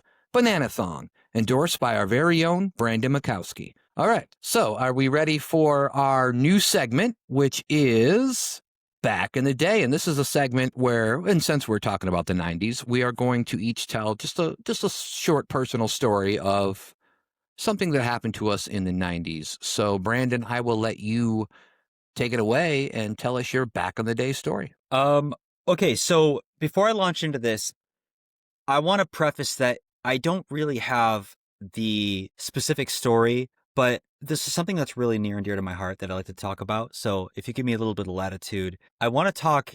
Yeah. Okay. Well, I'll then, give you some longitude, but no latitude. all right. Have a good podcast. Okay, I'm gotcha. out. No, go for it. I want to talk about bike rides.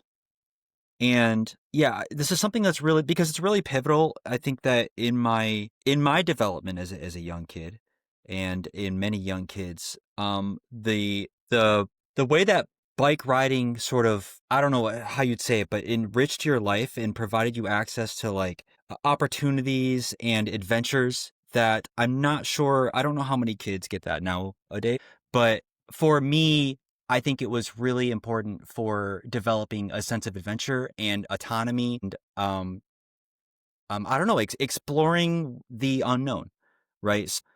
Did you have any specific experiences with bike rides, or do you sort of connect with the idea of like being a kid and getting on your bike and finding a trail in the woods and exploring off into some unknown place? Well, this is really, really insane to me because my story is a bicycle story.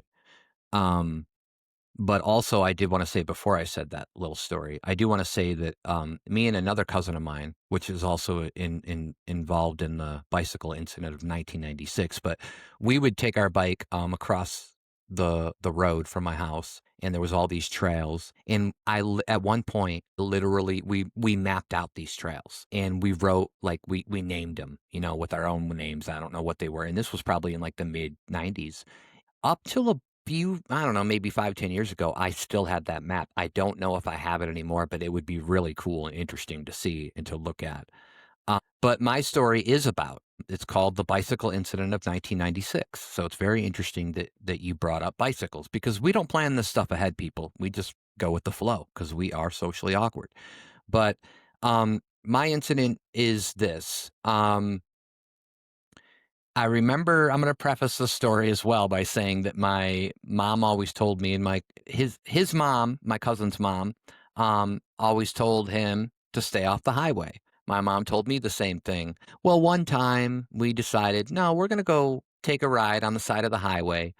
and we were gonna go to these kind of like local, it was like a convenience store. Not really a gas station, but a convenience store where you could go and get convenient things that you needed.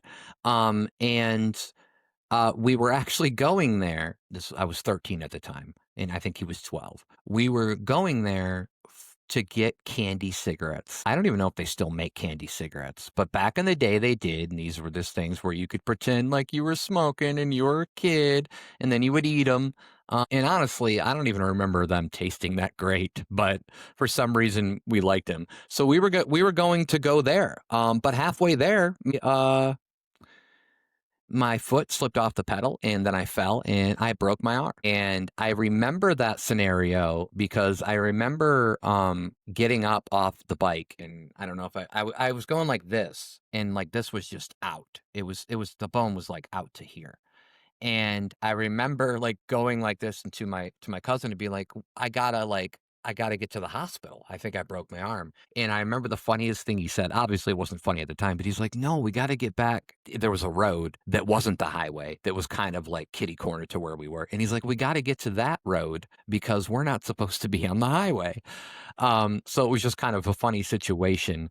But luckily, my brother happened to be driving through like 10 minutes later on that highway, and he saw me and he brought me back to my house. And then, my parents brought me to the emergency room. And that wasn't fun because I think I broke my arm around, I don't know, 6, 7 o'clock in the evening. And I didn't get to see a doctor until like 1 a.m. And by the way, they snapped my arm back into place with no meds.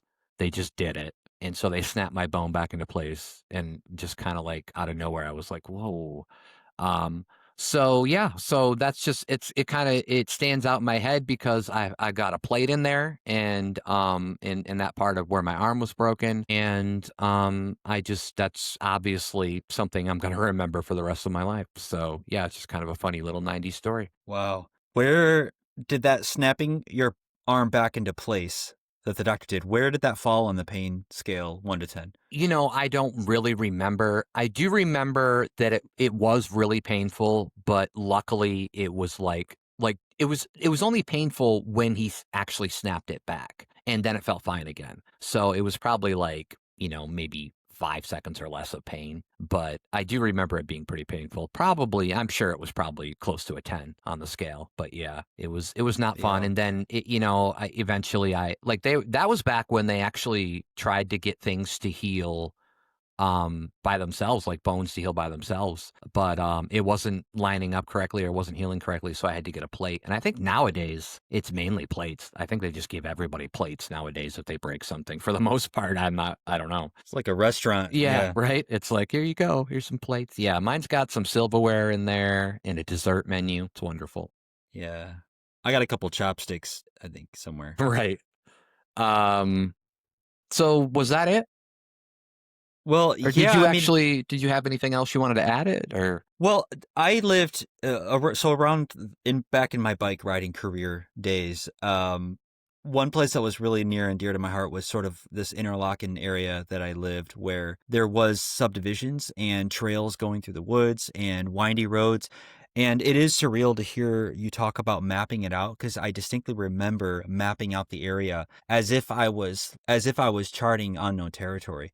And I would find these trails in the woods, and there was even one spot on the corner of where several roads would they met up, and you could go sort of kitty corner like into this triangle piece of woods, and there was like this really giant tree in there that had a tree house on it that looked like it was 50 years old, and it was kind of falling apart, not safe to be on, but it was always a spot that I remember meeting up, and it would be like the beginning of our bike ride journey would always start there.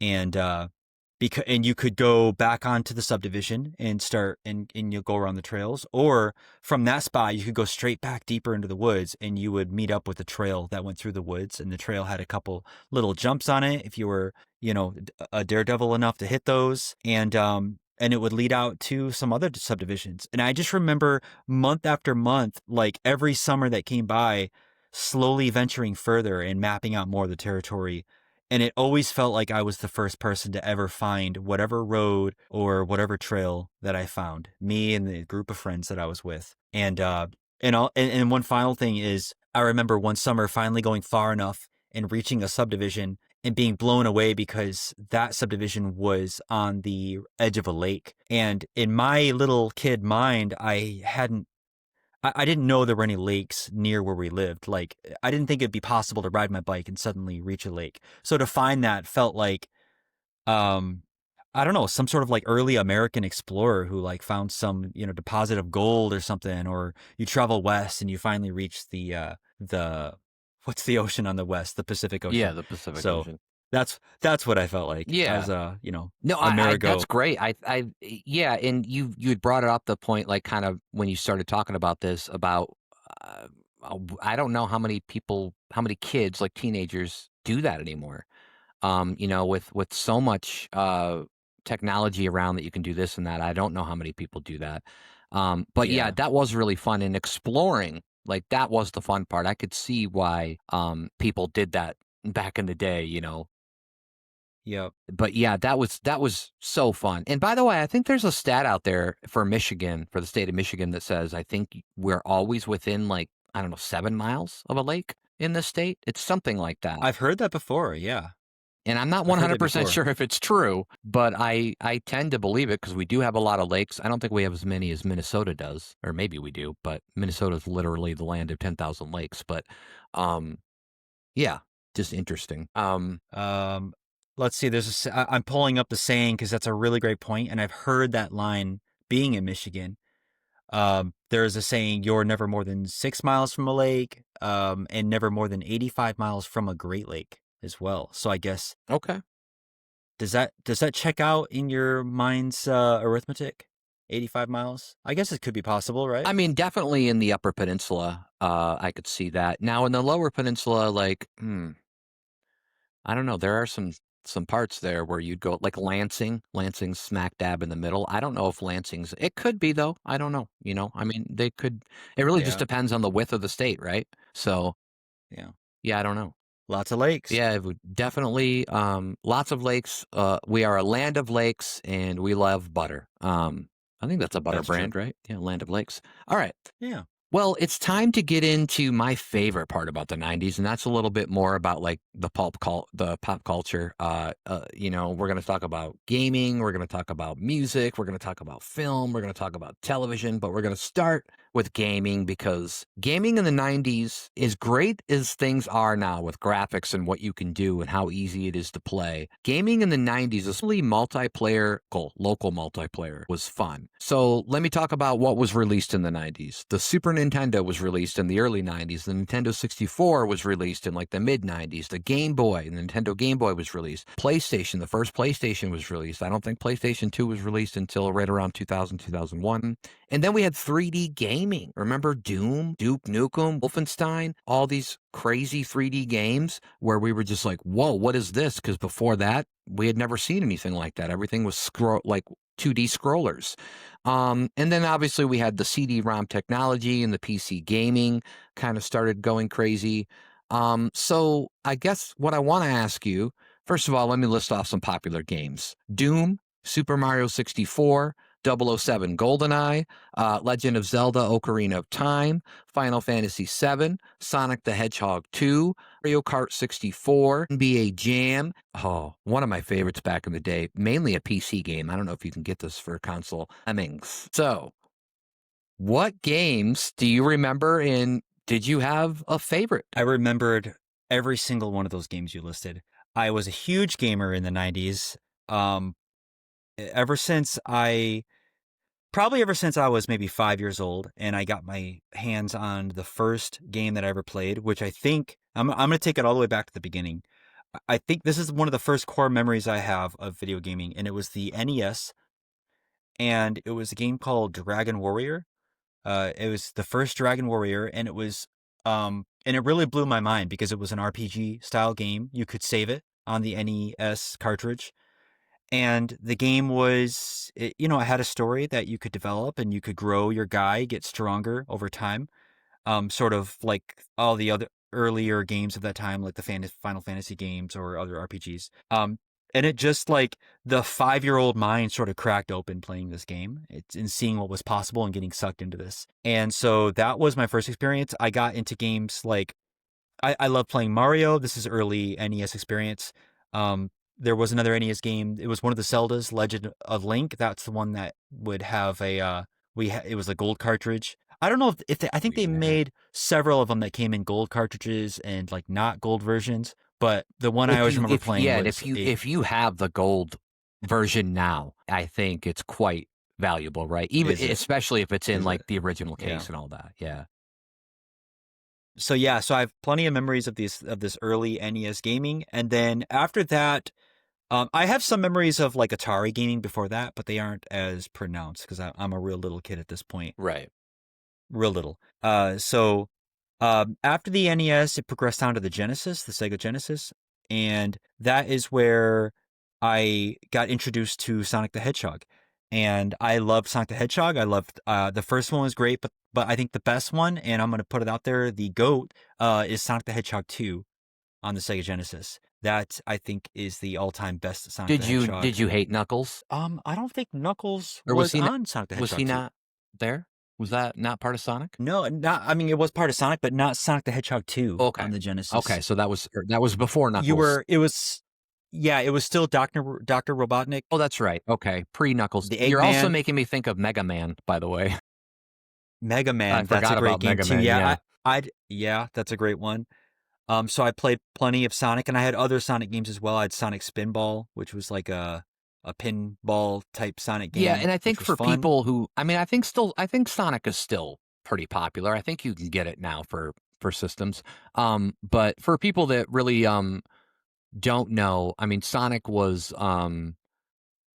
Sega's like version of Mario, right? Like they were just it was all the marketing was behind that, and that was kind of like their main game.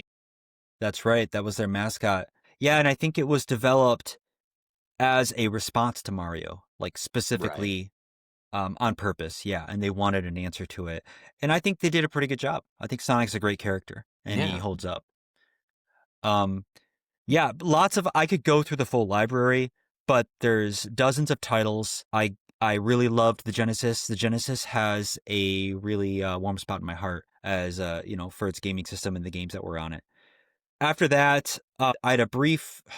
My father, have you heard of something called the Philips CDI? I don't think so. So my father had bought this game system called the Philips CDI. It was one of the first game systems ever to accept discs, like CD discs Okay. instead of cartridges. Made by the company Philips, But I'm assuming, right? Who made that's pretty correct. good Yeah, made by Philips. sound systems and stuff at the time too. Yeah, and they came out with some games, and some of these games were really interesting games, but it was plagued by problems by the system being too expensive, and the games not really being that good, and the controllers on the Philips CDI were not that great. They were not intuitive, not easy to use, and so all these problems sort of plagued it, and it got quickly beat out by other competing systems that like the Nintendo, more like the PlayStation, and probably the whatever the first Nintendo system was, that like the game, not the GameCube. What was the N64, right? So that was That was the I know that first. wasn't CD. Yeah, Yeah. but it was the first one that was like the 3D, right? Like the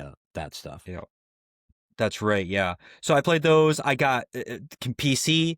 We talk about Doom. I loved Doom. There's some other lesser known PC games that I really loved. There was a game called The Incredible Machine. Are you aware of that No, game? I don't think I am. The Incredible Machine was a really great game in the 90s where the entire game was about, oh boy, what is the name for, because I feel like this was kind of a 90s fad as a kid, for setting up things in your house where, say, you have a rubber band on a broomstick and it hits a plate and it sets a ball loose, and the ball rolls and the ball hits something else, and then that thing does something else. There's a name for those types of machines. Yeah, I don't.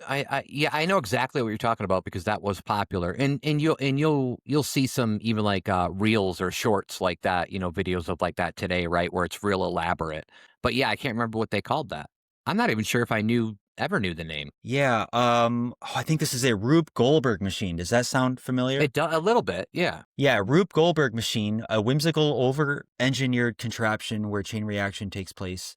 where it makes a simple task happen in a very complex way. Okay. I believe that is the term that's used for the type of machine. So basically, The Incredible Machine was a game that was a digital version. You're playing this on a computer, but it's basically creating these Rube Goldberg machines where you have access to all these little sprites. And this one might be a guy running on a treadmill, and you could hook up a little rubber, like a little like a I don't know what, a conveyor belt to that, right? And it would go to like a little fan, and then you put a little balloon. I'm going to put a balloon here, and then you say the balloon's it's gonna put a little rat in a wheel, and he's gonna spin, and this is gonna cause this to happen. And so you click play. You'd set all these things up. You click play, and you could watch your machine sort of have this domino like effect where all these things would cause another thing to happen. It was a giant cause and effect machine, and it was really great. It was a really great game, I think, for a kid's mind to play around with the exploration of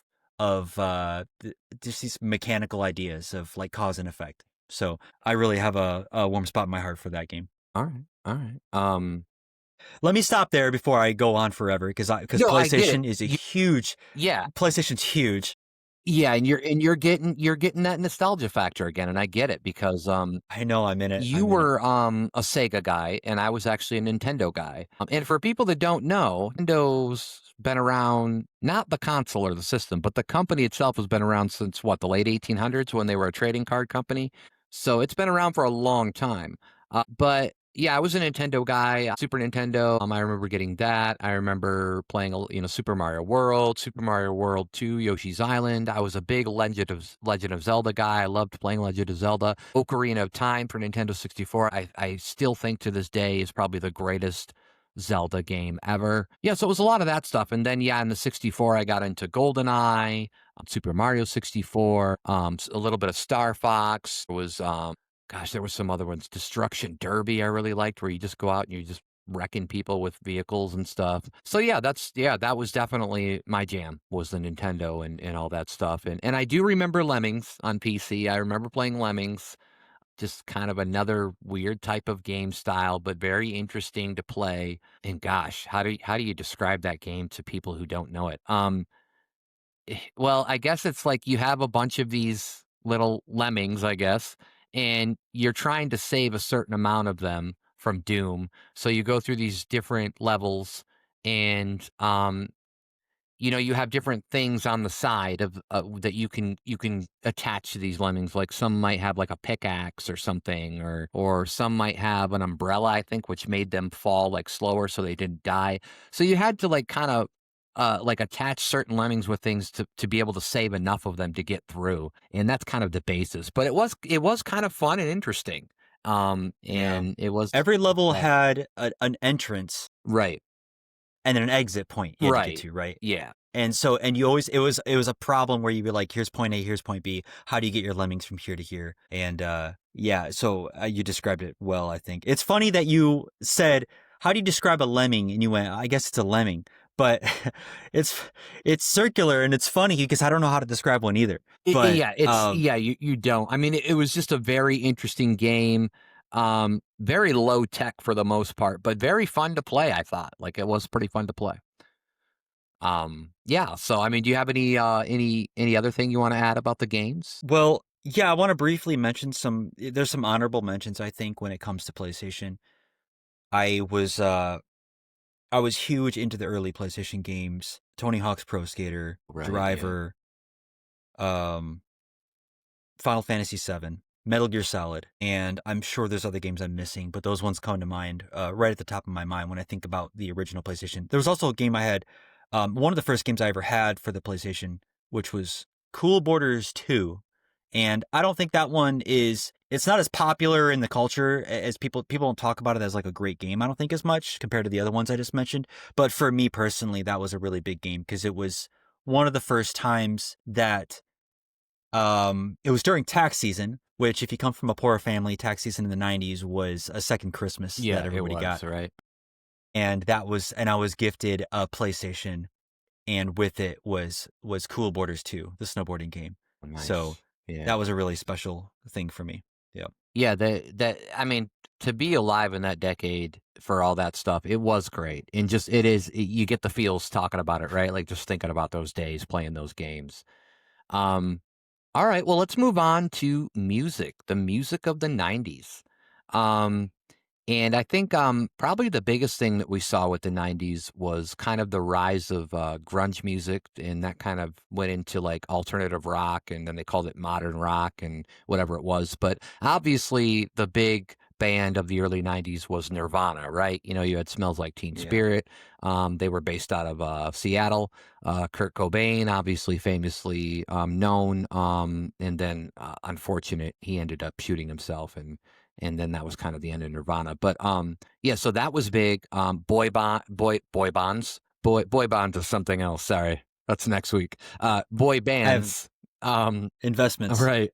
Boy bands was from the early 90s with the New Kids on the Block, which yes did have Donnie Wahlberg in it. And then you had Marky Mark and the Funky Bunch, which was Mark Wahlberg.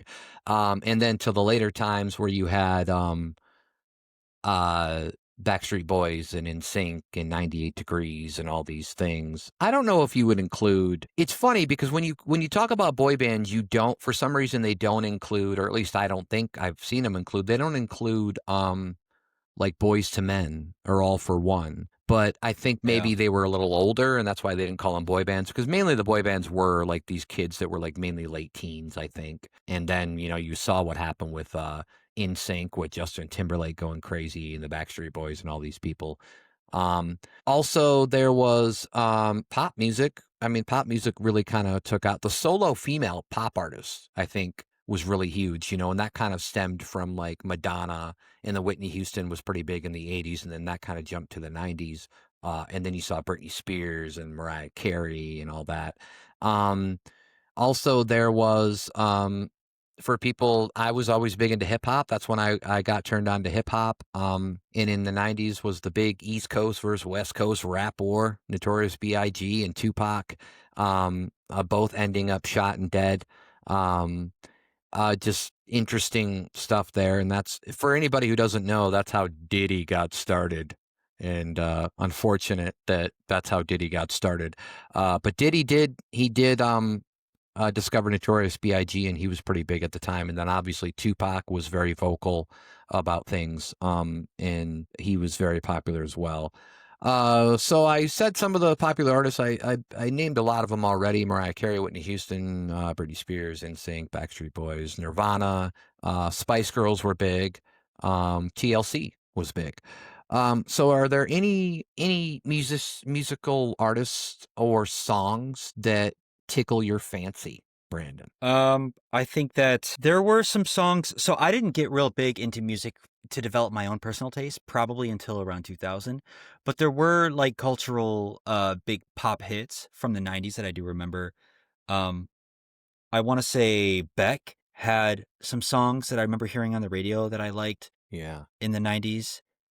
Loser, what time period I'm a would Loser have come loser, out? baby. That's So right, why yeah. don't you kill me? Yeah, that song. Yeah. Obviously, Radiohead's "Creep" was a huge song, which is kind of on that same level of lyrical style. Yeah.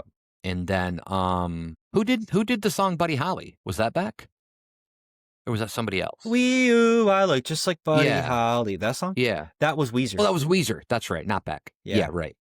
Yeah. So yeah, those. Sometimes I forget Weezer, how yeah. long these bands have been around, but yeah, they were I know, big. it's been a long I time. think also Green Day. I got big into Green Day in like the mid to late 90s, and I really liked them. But yeah. But so mainly those are the ones that you kind of remember. Like, was there any song that like I mean I had talked about like the My Heart Will Go On from the Titanic soundtrack. Was there anything that just came on that was just overplayed besides that one? Yeah. The Macarena. Oh yeah, the Macarena. That was What do definitely you a. have to say about the Macarena? I don't have a lot to say. Just that I cannot do it. I mean, I'm sure I could if I wanted to, but I don't have any inclining to, Yeah, do the no Macarena dance. inclination. Yeah. Yeah, I don't think I do either. I believe this is 90s. Living La Vida Loca. Is that Oh yeah, 90s? that's That's right. what, Ricky Martin? Yes, that's right. Yeah, Ricky Martin, Living La Vida Loca. I remember hearing that all the time. Um, and those are the ones that stick out to me right now. I do Don't remember Hurt Me. I think you had mentioned that one. Don't hurt me her. no more.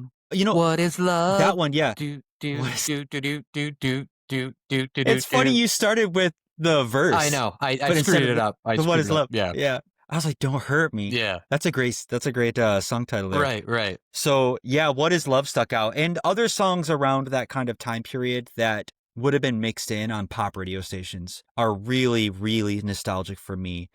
On the I used to like sit in the back seat of during car rides, and on the front, like my father would have the radio station on one of these pop, like 106.7 The Peak or something. Oh yeah. And Yep. yeah, and I would 106 listen to these KHQ songs. was always Oh one of yeah, those two. 106 point. Would you say 106.7 or is that what it was? 106.7 The Yeah, Peak and then there was and 106 106 KH. KHQ. Yeah. Yeah, Yeah. but they would also call it like Yeah. 105.9, 106 and 105.9, right? Was that the one they would also say like double rock, like KLT or something like that? That was 98 point something, I think. And then I do That was remember 98. what was it called? The Zone? 95.5, the Zone. 95.5, Yeah. The Zone. Yeah. And that was kind of when you started getting into more of like the, I don't know, like Modern alt rock rock. or modern rock. Yeah. Like that Yeah, stuff. alt rock, modern Yeah. rock. Yeah, like probably like post hardcore, whatever people want to, the Right. labels they give to things. Right. And then a lot of people might not know that Eminem became famous in, I think it was 1999 with My Name Is. So some of these That's people have interesting. I been didn't know around that. a long time. Yeah. Yeah, they've been around a while. So yeah, just sitting in the back, like at nighttime, kind of driving and hearing these songs. It's a huge nostalgic trip for me. What is love? I wish I could name all the other songs. Basically, if you put on Night at the Roxbury and you just listen to the songs that come on, those are all those nostalgic songs Right. for me, thinking about that time period. So Yeah. yeah. Yeah. And there was quite a few dance hits. I don't know if was the safety dance the 90s or was that earlier? But the Man, you can dance if you want to, that yeah, song. If your yeah. friends But don't dance, then they're no friends you're of mine. reminding me of you're reminding me of the huge hit, the safety dance. Yeah, you're right. But that reminds me of Ice Ice Baby, Right, which Ice was Ice Baby with Vanilla Ice. And then you had a then you huge had MC Hammer too, right? Hammer Yeah, Time, Hammer Time with MC Hammer. Yeah, there which was brought about the phrase "hammer pants." right, right, yeah. Yeah, there was a lot of crazy stuff in that decade. I honestly, and we're probably going to say it. I don't know if you're going to agree with me or not, but because of that time being the time that I'm going to remember the most for the rest of my life, it's probably the greatest decade of music for me. Yeah. And one final mention: "I Do Anything for Love" by But I Meatloaf, won't do that. Yeah, but I won't do that. right. And what is that? And what is that, You man? know, Tell everybody. I can't remember what he said, but unfortunately, Meatloaf did pass away, I think, a couple of years ago. But he did do an interview, I thought, maybe 10 years ago. I could have swore I read something, and I don't remember what he said, but he explained that part of the song, finally, because there were people like just slitting their wrists, like killing themselves because they just did not know Yeah. what he wouldn't do for love, So, yeah. It was very interesting, but yeah, I remember that song quite clearly. Yeah, yeah, that's great. It's great just to think about them all, and if you've never listened to '90s music before, like find yourself a '90s playlist on YouTube or Spotify or wherever you listen to your music, and just have a go at it because there is some crazy stuff on that. Barbie, uh, Yeah. Aqua, Barbie by Aqua. I'm a Barbie girl. Oh, God, I mean that song. I mean, I guess it's good for if you've never heard it. It's good for like one listen, but after that, it's pretty much it's a crazy song. But I remember hearing that and just being like, "Wow, that's." I remember specifically being like 13 or 14 years old, and they had a song about Barbie, and then they had the girl singing, you can brush my hair, undress me everywhere," and I just thought I was like, that doesn't seem appropriate Huh. for. Yeah. It seems kind of That's weird, interesting. Yeah. right? You know, What's the deal with that? Yeah. right? But yeah, I Um, mean, I, anything else? yeah, one more I just thought of while we are talking was Third Eye Blind. I think that's a band that I I really went to their have loved over the concert. Did you years. go to their concert? They had a concert. I did not, no. I went with my parents. That was the first ever major concert. I think I was 14. I think it was 1997. I used to have the stub, but I don't know where it's at anymore. But yeah, I went to the Third Eye Blind concert, and you know who opened for them, Brandon? Eve Six. I'm gonna guess Oh, my bad. that's a nice show. Yeah, and Nah, and that's that okay. was kind of before Eve Six was really known. Yeah. With I think I was gonna guess I was gonna guess Gin Blossoms. Ironically enough, I went to a Gin Blossoms concert. That was actually probably the last concert, which was probably about 15 years ago, and that was at the Cherry Festival itself downtown. I went to their concert. I used to like the Gin Blossoms too. I liked there, and Goo Goo Dolls. Loved the Goo Goo Dolls. All Goo those Goo Dolls guys. are great. Yeah, all that stuff. Yeah, that's all great music. That's Yeah. great music. Yeah. So yeah, the Third Eye Blind Eve 6, it was my first concert that I ever went to, and it was probably my most favorite. I was very I was into even then I was into music that had lyrical content that meant like something. So I was into a little bit of Savage Garden. They had Truly Madly Deeply. They had, that stuff. I was into the Blessed Union of Souls, who had I Believe, and they did another song later on that people probably might know more. Leonardo, She Likes Me for Me, that song. She Likes Me for Me. So that song. And luckily enough, funny story, when I was working at a pizza place in 2005, my cousin was at CMU and they played at CMU. And the lead singer, Elliot Sloan, he got to call me at the pizza place that I worked. And That's cool. and I was like, and so I got to talk to Elliot Sloan, and I was like, "Hey, you want to order a pizza?" No, I didn't say that, but yeah, I got to talk to him, and he was really, I mean, at one point we're going to get into like you and I and like how our music background took shape, and especially with writing lyrics. But if I had to credit anybody with the way I write lyrics now, it'd probably be him, because some of his songs back in the 90s really had a lot of meaning to me. So just kind of some interesting stories there. That's cool. Did you upsell him on some wings? I did. Yeah. Yeah. And then Yeah. we had him Buffalo, then we of had him course. Yeah. delivered from Traverse City to Mount Pleasant. So it was great. Yeah, yeah. There's another as we talk, I keep getting these songs that pop into my head, but there's another song that I always liked. Do you know the band EMF? It sounds familiar. Yeah, they had one hit. I don't think they had other hits, so it might be, classified as a one-hit wonder here. They had a song called Unbelievable. Do you remember that Oh song? yeah, yeah, unbelievable. And then I had that. Ooh. Yeah, yeah. That was Yeah. great. I always like that song. Yeah, I feel like there was quite a bit. I mean, I'm sure there's probably quite a bit of one-hit wonders like throughout any decade, but I do remember a lot of them from the 90s where it was just kind of like this one-hit wonder kind of thing. I remember the New Radicals, You Get What You Give. I remember that song. I remember a lot of crazy stuff. But yeah, that it was such great music. I love that music. Yeah. I mean, even Michael Jackson was still big back then too, him and Janet Jackson. All right, well, let's move on to films of the 90s. And really in the 90s, we kind of, the Blockbusters really kind of came out. Not the actual Blockbuster store where you could rent the films, but Blockbusters within the movie theaters, ones that were like big action films that really made a lot of money, that attracted a lot of people. That kind of became a thing. The rise of the action star, I think it was still there, but I think like if you remember, obviously the first Die Hard with Bruce Willis was in the 80s, but I think he and other actors like Arnold Schwarzenegger and Sylvester Stallone really kind of elevated the rise of the action star, and that kind of became a big thing in the 90s. Then there was romantic comedies. You had your You've Got Mail and Sleepless in Seattle, which were with Tom Hanks and Meg Ryan. So you had a lot of that stuff. Quentin Tarantino's rise. If people don't know, Quentin Tarantino that's basically when he really kind of rose up with Reservoir Dogs and Pulp Fiction and all these From Dusk Till Dawn, all these great movies.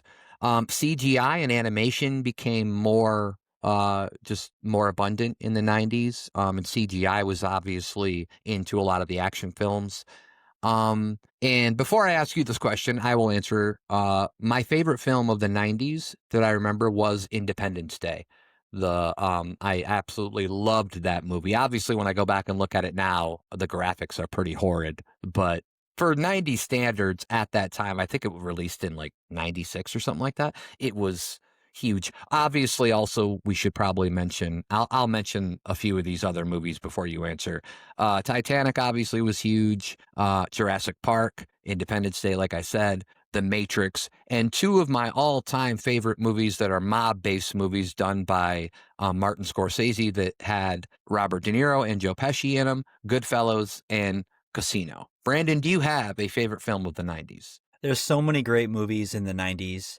Um, I have a couple honorable mentions. I do want to say I do want to go back and retag The Matrix. That one was a really great movie for me at that time. I loved the idea of it. That was the first introduction into sort of like simulation theory on what the future could hold for us as far as what is possible with AI and all these other things. It was right when technology it looks like it was released in 1999. So technology was just really getting interesting around that point, and the movie was really cool. I mean, as a kid or being whatever age I was, probably around 15 at that time, to see this movie with Keanu Reeves there, that turn, that moment towards the end of the movie where he's realizing he's the one is always like sort of a goosebump inducing scene for Yeah. me. So It was yeah, huge so at the time, wasn't it? And I don't know if you're going to agree with me or not, but it's the best one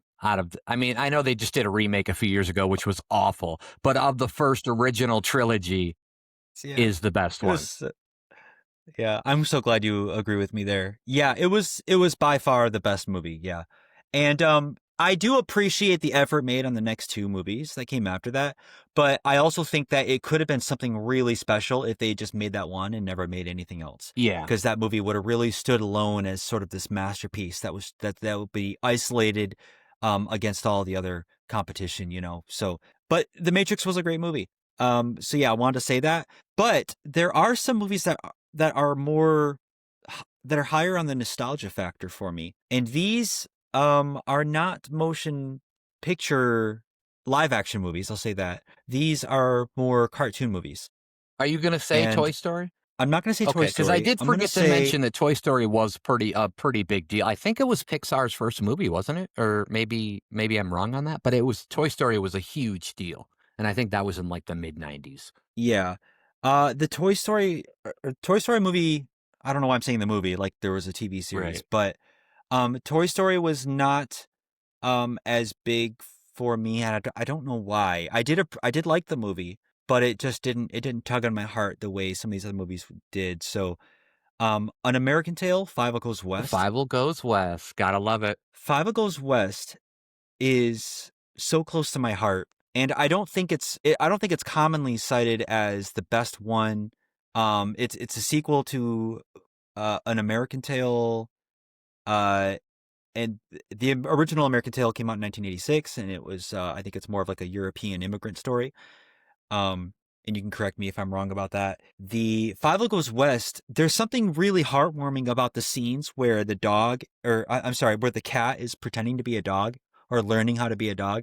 I don't know what it is about that scene, but that's another one that sort of gives me like goosebumps every time I see it. I could watch it right now, and I think I still get goosebumps when he finally realizes that he can be this thing that he wasn't born to be, but he like through effort, this like cat had become this thing and he needed to be to like protect the town and protect the lady and protect the rats or the mice, I guess, not really rats, whatever they were. So I don't know. There's something that really is still inspires me to this day if I were to watch it. It's a great It's like, movie. It really is. It's a really yeah, good movie.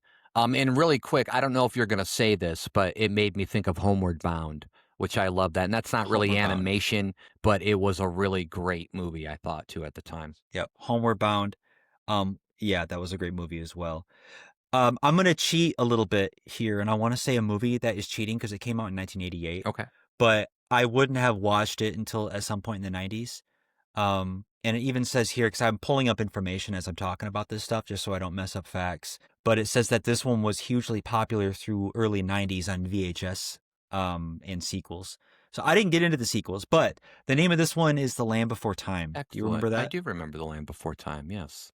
Yeah, so this was a huge 90s, early 90s young kid cartoon for me, and it was the first time that I remember feeling really sad over some sense of loss in a movie. The and I'm more just speaking about the first Land Before Time because that one wasn't, boy, my memory can fail me, but that was not a musical, right? The first one. I It don't wasn't think until so. like later No. No, ones. because I Yeah. don't think I would have liked it as much if it was a musical. I agree with you. Yeah, I don't think I would have liked it as much either.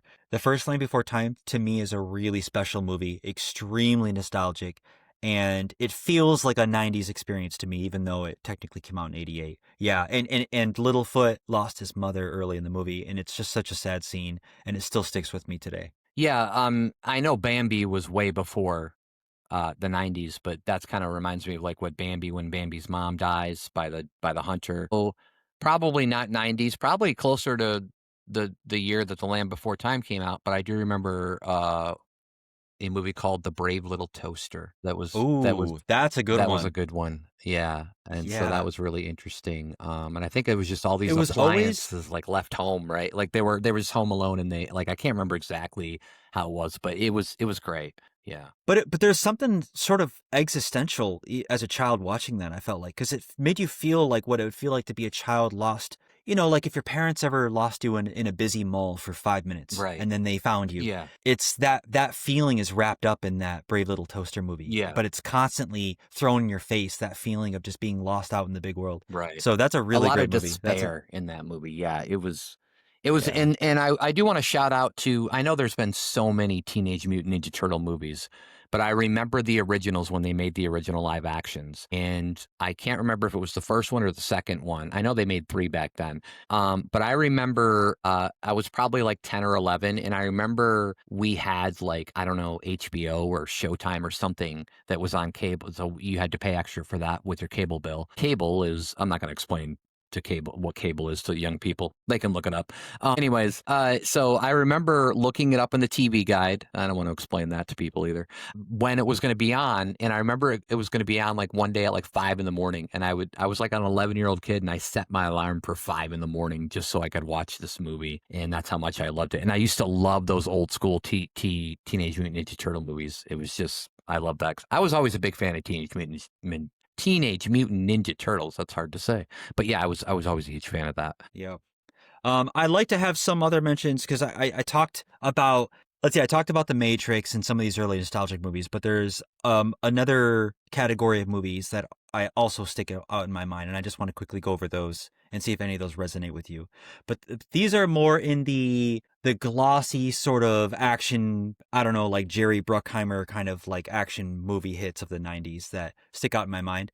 Do you remember a movie called Face Off? Do Nicolas Cage and John Travolta. Crazy idea for Yeah. a movie, but one of my favorite movies. Also, I want to say in that same realm of things, Con Air was another Con of my Air. favorite movies with also starring Nicolas Cage and I believe John Cusack at the time. That's correct. Yeah, and in that mix, there's a movie called True Lies that I really loved in the 90s. Arnold That was Schwarzenegger and Jamie Lee Curtis. That's right. Yes.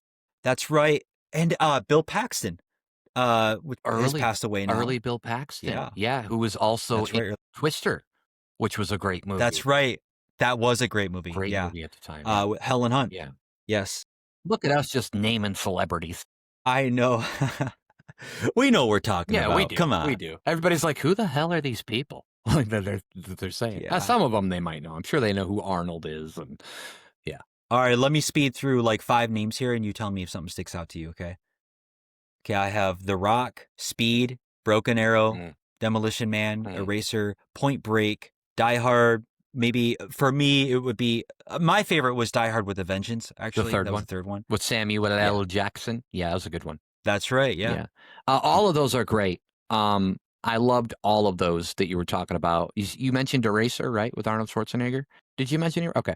And then there was say him to me again. I started with The Rock. Okay, great. Sean Connery, wonderful. Another Nicolas Cage, by the way. Yep. That was during his big time. And directed by Michael Bay. Oh, early version of Michael Bay. Before Transformers, that's right, yeah. Speed. Yep, Keanu Broken Reeves, Arrow. Sandra Bullock. Yeah, Speed was, Yeah. Speed was a really great movie. It was. Speed that 2, well. fucking awful. But the original Speed, yeah, it was great. Also a name for a drug that you shouldn't do.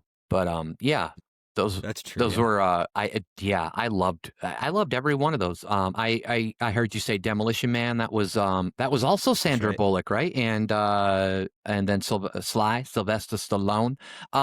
That's right. I just want to let people know that 2 of my cats that I have, one's named Rambo and one's named Rocky. So they're both named after Sly Stallone characters. That tells you everything you need to know. What was your favorite Rocky film?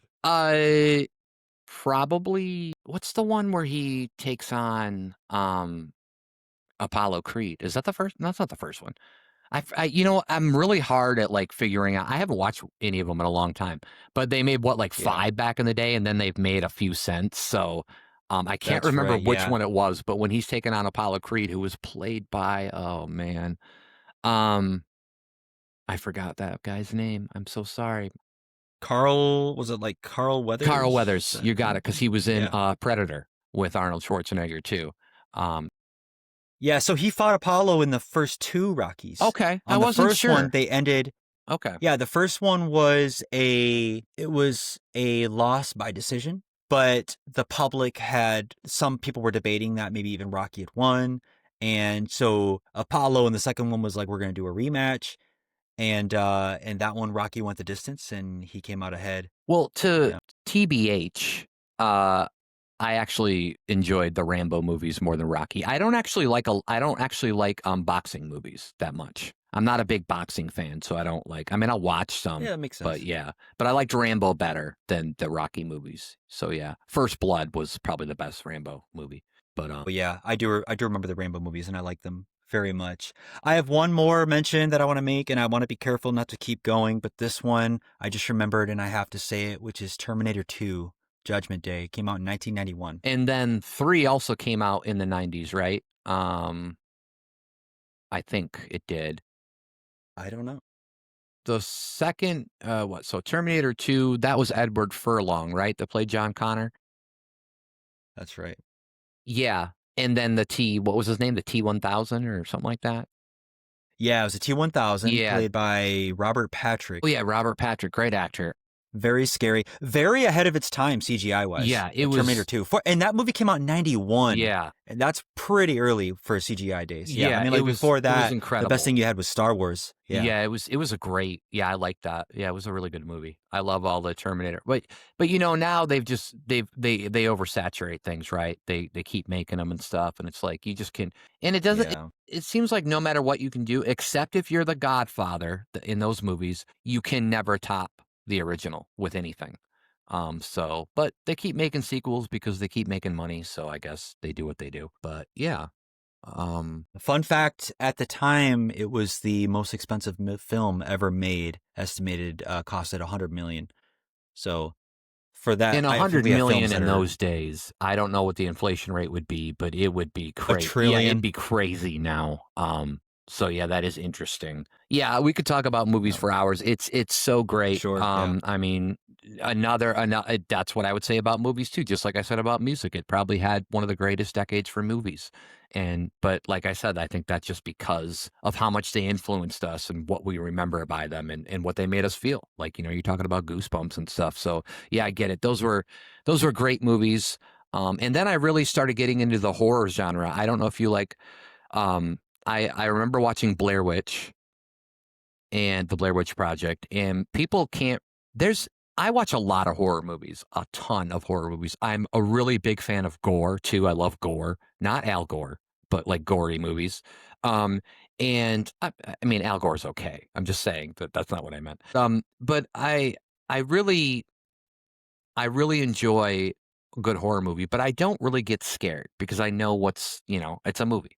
Blair Witch, and I was probably, I think I don't know what year that came out, maybe 90, it was 97, 98, 99. That movie was crazy to me because, and what people won't realize is this was obviously before internet. They marketed that movie like those were real people. That was real found footage and those were real people. And then I think it was like 6 months after I'd seen the movie, those three people popped up at like the MTV Movie Awards, and I was like, "What? It's all a sham!" and Yeah. so it was really funny. So yeah, I wanted to mention that, and one of the most influential movies in my young life, just because of one certain line, and a couple other things that happened, was American Pie. Half baked. Well, Okay, Half sorry. Baked is good too, but American Pie. I went to go see that in the theater, and that wasn't 18. You had to be 18, but we got in there somehow. And I watched with some friends, and I literally remember the part. And this was Allison Hannigan's character, who ended up playing in How I Met Your Mother and all that. Um, where she said, "One time at band camp, I stuck a flute up my pussy." And that line, I just remember the whole movie theater just going crazy for that line. And then obviously Jason Biggs fucks a pie. So there's some moments in there where you're just like, oh wow, they really went crazy with that. But yeah, just wonderful time thinking about movies. You know what?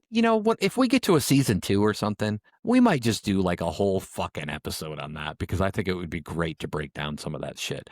But I regress. Let's talk about television. So in the 90s, procedural dramas really kind of came up. And I really do, and I really feel like it was the height of the sitcom era, because there were so many sitcoms back in the 90s. There was TGIF, there were Saturday morning cartoons, there was late in the 90s adult animation started happening. Cable television was obviously huge. That was back in the day when you couldn't just buy HBO Max and stream. You literally had to get cable television and then get an add-on Showtime or Cinemax or HBO or whatever it was. And also, one of the first reality TV shows that I can really remember, The Real World on MTV, which was before its time a little bit, right? Because then Survivor and all these other reality shows came out of that later on and became big. Um, Popular TV shows of the 90s: ER, Friends, Seinfeld, Roseanne, NYPD Blue, Fresh Prince of Bel-Air, Frasier, The X-Files, The Simpsons. Brandon, any show that sticks out to you that you have good or bad memories about? I don't know if we talked about this already, but Seinfeld, I do want to make sure that is mentioned. That I think is the greatest TV sitcom of all time. Yeah, I agree. And that was a huge staple of the 90s, and that's one of the only shows that I specifically remember um waiting around to watch. Like, it was a show where I knew it was going to come on at a certain time or a certain day, and and um and I did want to watch it when it came on. So I do want to point out Seinfeld. There were other shows that I liked. The Simpsons sticks out in my mind. Yeah. The Simpsons That was was a really really great its show. heyday, too. I mean, it's been around for so long, but I just remember That's so many right. great episodes from the 90s. Yep. Um, well, before I go deeper, let me just stop there. I mean, what sticks out? I mean, what are your thoughts on at least those shows, or maybe shows like that? Well, Seinfeld was obviously, yeah, one of the greatest shows ever. Larry David and Jerry Seinfeld are geniuses. I don't know how many people who have watched Curb Your Enthusiasm with Larry David, but that show in itself is a whole nother masterpiece. Um, I enjoyed Friends like most people. I think Friends was a great show. Much more of a storyline based than Seinfeld, where Seinfeld had, kind of some goofier things going on. I was a huge fan of Roseanne. Roseanne was before its time, kind of. It was a great show. I don't have it on here, but Married with Children was huge, I think, for a little while at that time. Mm-hmm. I watched Fresh Prince. Wasn't really into Frasier. I would say that I watched more Cheers back in the day than Frasier. And then My X mom Files. loved Frasier. Yeah, I remember her talking about that. Yeah, I mean it was Yeah, a very smart comedic show, and so and I was young, so it's like I didn't really want a smart comedic show. I I could know. see where Yeah. as an adult it would be. uh and then the X-Files, that was huge too. I think that like I remember that show quite extensively, and how that kind of bridged like a whole new generation of shows, where now like you hear people talking about Supernatural and all these other shows that kind of like really kind of spawned from that. So yeah, I mean, yeah, they were all really good shows. But I know you're going to probably name off a few that I probably forgot. So these are really just more of the popular ones anyways. But when I say that the 90s was just a sitcom haven compared to what we have now, there was quite a few shows. Yes, I agree. I do want to mention some shows that were more aimed at children during the time in the Yeah, 90s, definitely. Saturday morning besides cartoons. Do you sitcom. remember Saturday morning cartoons? And do you I remember do remember Saturday. TGIF? Like Yeah. that was the big thing for us. Is like Friday night we would watch those TGIF shows, and then Saturday morning you'd wake up and watch all the Saturday morning cartoons. And Saved by the Bell Yep, was that's correct. also Yeah. on Saturday morning, which was big at the time. And these shows that I'm thinking of here are more like I don't know, Nickelodeon kind of, maybe Cartoon Networky sort of Okay, shows, okay. but Do you remember Rugrats or Doug? I think those shows would often go hand in hand. Doug always Um, he liked Patty, right? Doug and Patty. he Yeah, I did. remember that. Yeah. Yeah. Yeah, you like Patty. Rugrats, by And the then there's way, sorry, really quick with the Rugrats. keep go I off. loved that um their last name was what was their last name? Pickle? I don't know. Was it Pickle? Oh, Yeah. Pickles? Wasn't Yeah. somebody's name was Pickles, wasn't Well, it? I thought their last name was Pickles because one of the his younger was it his younger brother? Like who somebody was named Dill. And I just found it like funny that it was that. But That's great. anyways, go ahead. Yeah. Yeah. And I want to talk about the cultural phenomenon of Power Rangers a little bit too. Oh man, I was never a big Power Rangers fan, but I did feel like there was a big it was big for a lot of people. And that and I also want to say Dragon Ball Z, which my one of my friends used Yeah. to watch and he was huge in that. And that was kind of crazy because like you could only see so many episodes until like Japan like released more and then they would come over to the US or whatever. But yeah, Power Rangers was huge and it was quite popular and I do remember it being like a popular thing in school and stuff like that, but I was never that into it for some reason. Yeah, I never got into it too much either, but I think that was because I had an older brother who was very it was very easy for him to make fun of it. Right. And so me looking up to him, I think that I was just like, yeah, that's not cool for me either. I don't like Power Right. Rangers either. But I had friends in school that were like, Now, "Hey, let's play Power Rangers." Power Walker Texas Ranger. That was good. Yeah. Power Walker. Yeah. That's the one that came out Yeah. in Chuck Norris, 2018 man. sounds like, Chuck yeah. Norris, Chuck Norris is the greatest. Go look up some Chuck Norris quotes. They're the best thing that you'll ever read. Yeah. I do want to mention Conan O'Brien as a Yeah. late night show that I used to stay up way too late, way too often when I shouldn't have been, and I would watch Conan O'Brien. And I thought he was Conan O'Brien in the early years was really special because it felt like it was like I don't know, like when Adult Swim first came out and you felt like it was only you and a small group of friends who were really enjoying this kind of niche thing. Yeah. And then obviously, and for good reason, he got more and more popular. And he's a very talented person who is very good at what it does, and he did things sort of out of the box. I think he was a writer on SNL. Is how he one of his come He up was a writer on the stories or SNL, one of and the then places. he was a writer on Simpsons. He wrote the most famous episode, Yeah, one of the best episodes, Marge Simpson versus the monorail. He wrote that episode. Yeah. So yeah, he and then he got his own well there show. it is. Yeah. Conan's great. There I'm it is. glad that Yeah, you mentioned that because I did forget a little bit about late night television. And I did watch him, and I did watch some David Letterman. I wasn't as big into the Tonight Show with Jay Leno, even though I do, and I was still young when Johnny Carson retired from the Tonight Show, but I do remember seeing a little bit of Johnny Carson when I was younger. Um, but yeah, David Letterman and Conan O'Brien were probably my two biggest ones, and yeah, I enjoyed those guys quite a bit. yeah. Um, I want to talk a little bit as well about game shows.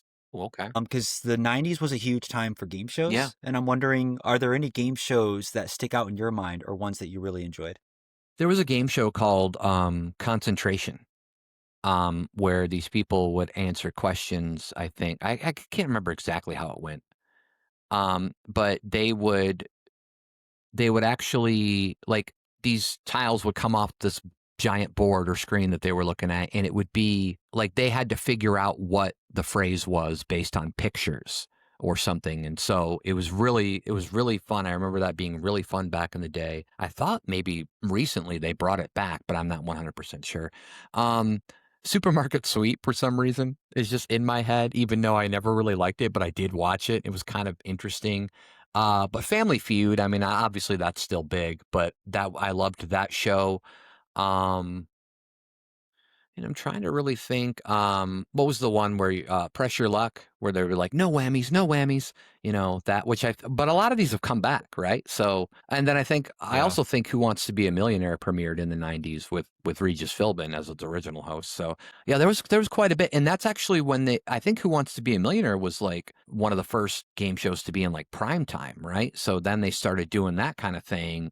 Um, and I don't know when The Weakest Link started, and I know that was more of a British show at first, and then we had like an American version. But I loved that show too. You got any game shows that you liked? For me, all day long, it's just Price is Right. Oh yeah, I Bob did forget that Barker. one. Good. Yeah, yeah. That's a Yeah, great show. that's the one. That's the one where I missed. Oh boy, I just remembered something else too. But so talking about missing school when I shouldn't be, and I'm watching Price is Right, and that was just one of those shows where I would always watch it. I feel like it came on sometime early afternoon. You'd see it come on. I think it was on at 11 a.m. Was it on 11 a.m.? I Okay, think I think it's still the same time slot that it is now with Drew Carey. that's crazy. But yeah, What a great show, though. It was great for everybody. I don't know what it was exactly that drew everybody of all types of people to it, but it just seemed like it was like the Seinfeld of game shows for me. The Price is Right. But when I was thinking about missing school and watching this, it suddenly made me think about all these popular soap operas that used to be on Days of Our Lives, Another World. yeah. Do you remember these shows? I do, and I will say that I've been a fan of General Hospital since the early 90's. I wasn't Okay. a fan. So basically, my mother would stick to the ABC network. So that was, I believe at the time, it was All My Children, One Life to Live, and General Hospital. So those were the soap operas that I remember and that I watch. I'll still watch episodes of General Hospital to this day. I don't like to Wow. admit that. Okay. But and Yeah. soap That's a operas are secret. definitely not as good as they used to be, and definitely there's only like 3 or 4 around, in daytime. Um, but yeah, and I know that on NBC there was like Days of Our Lives, and I don't know, like Another World or As the World Turns, Guiding Light, Young and the Restless was on CBS. Oh man, you just list them Yeah, off. You know them they all. Bold and the Yeah. Beautiful. Yeah, they had so many back in the day, and that was still when they were popular enough to where people would. And you know why they're called soap operas, right? Because that's like when they started them back in the day. That's when they were running all the soap ads during the commercials. Oh, that's interesting. I didn't know Yeah, that. and that was largely, obviously, the demographic was largely for home, like housewives, staying home and watching that. So that's when they had all the soap ads, and they made it a soap opera. Or a lot of times they just call it a daytime cereal, but and not the kind of cereal that you eat, but more like cereal as in the word serial killer, but not the same kind of that either. Of course, yeah. Um, well, that's interesting. I do. Okay, so sort of picky. I think we're touching at all points throughout the day here, but there's one point that I feel like we're missing a Syndication lot time from. or like early morning. Well, what time slot would you say that is? What, the syndication time? Yeah. Shows that they showed in syndication? That was always after the news, right? Like, they'd have the local news on at, like, 6. I think they might show some at, like, 5. At 4, well, they had the daytime talk shows, if that's what you're talking about. They had Oprah. What they did? Oh, wow. Oprah That was I didn't even usually touch on that. after all the soap operas, and then you would go Jerry to Springer. the Jerry Springer, whatever it was, Yeah. Sally, who was it? Sally Jesse Sally Jesse Raphael. Raphael. Yeah. Yeah, they had all of the Maury Povich was around Yep. then. Yeah. Yeah, that was the height of a lot of those shows too. Yep. And then around like evening, around 5 or 6, you would have the local news, and then you'd have the world news, and then usually you would have well, actually, maybe you didn't have syndication, because around, I think, between 7 and 8 was Wheel of Fortune and Jeopardy. And then you would go into your primetime shows at night. Yep. Yes, well, that's a great point, and that wasn't even the time that I was originally thinking of. So I feel like we touched on the morning, going throughout the day, all the way to the nighttime, Conan O'Brien. But there's this magic time after Conan where you would get these infomercials Oh, yeah. that would play in the middle of the night, and you OxyClean. definitely OxyClean. Right. That was a big one. Yeah. Clean. I have a list here of some of these, and tell me if they stick out. I have Richard Simmons, Sweating with the Oldies. Yeah. Yeah. If you Good ever old remember Dick seeing those Simmons. pop up. Yeah. Yep. We got the George Foreman Grill. You've mentioned the George Foreman Grill Yeah. earlier, but there's Really midnight great invention, by the infomercials. way. Fabulous invention. Really great. Yeah. Yeah, and I think people are still using some Yeah. form of Yeah. that technology today. Do you remember the clapper? I do. Clap on, clap off. Clap Yep. Yep. on. Yeah. Yep. They had a 30-minute infomercial for the clapper. Like, how much can you talk about the Well, clapper?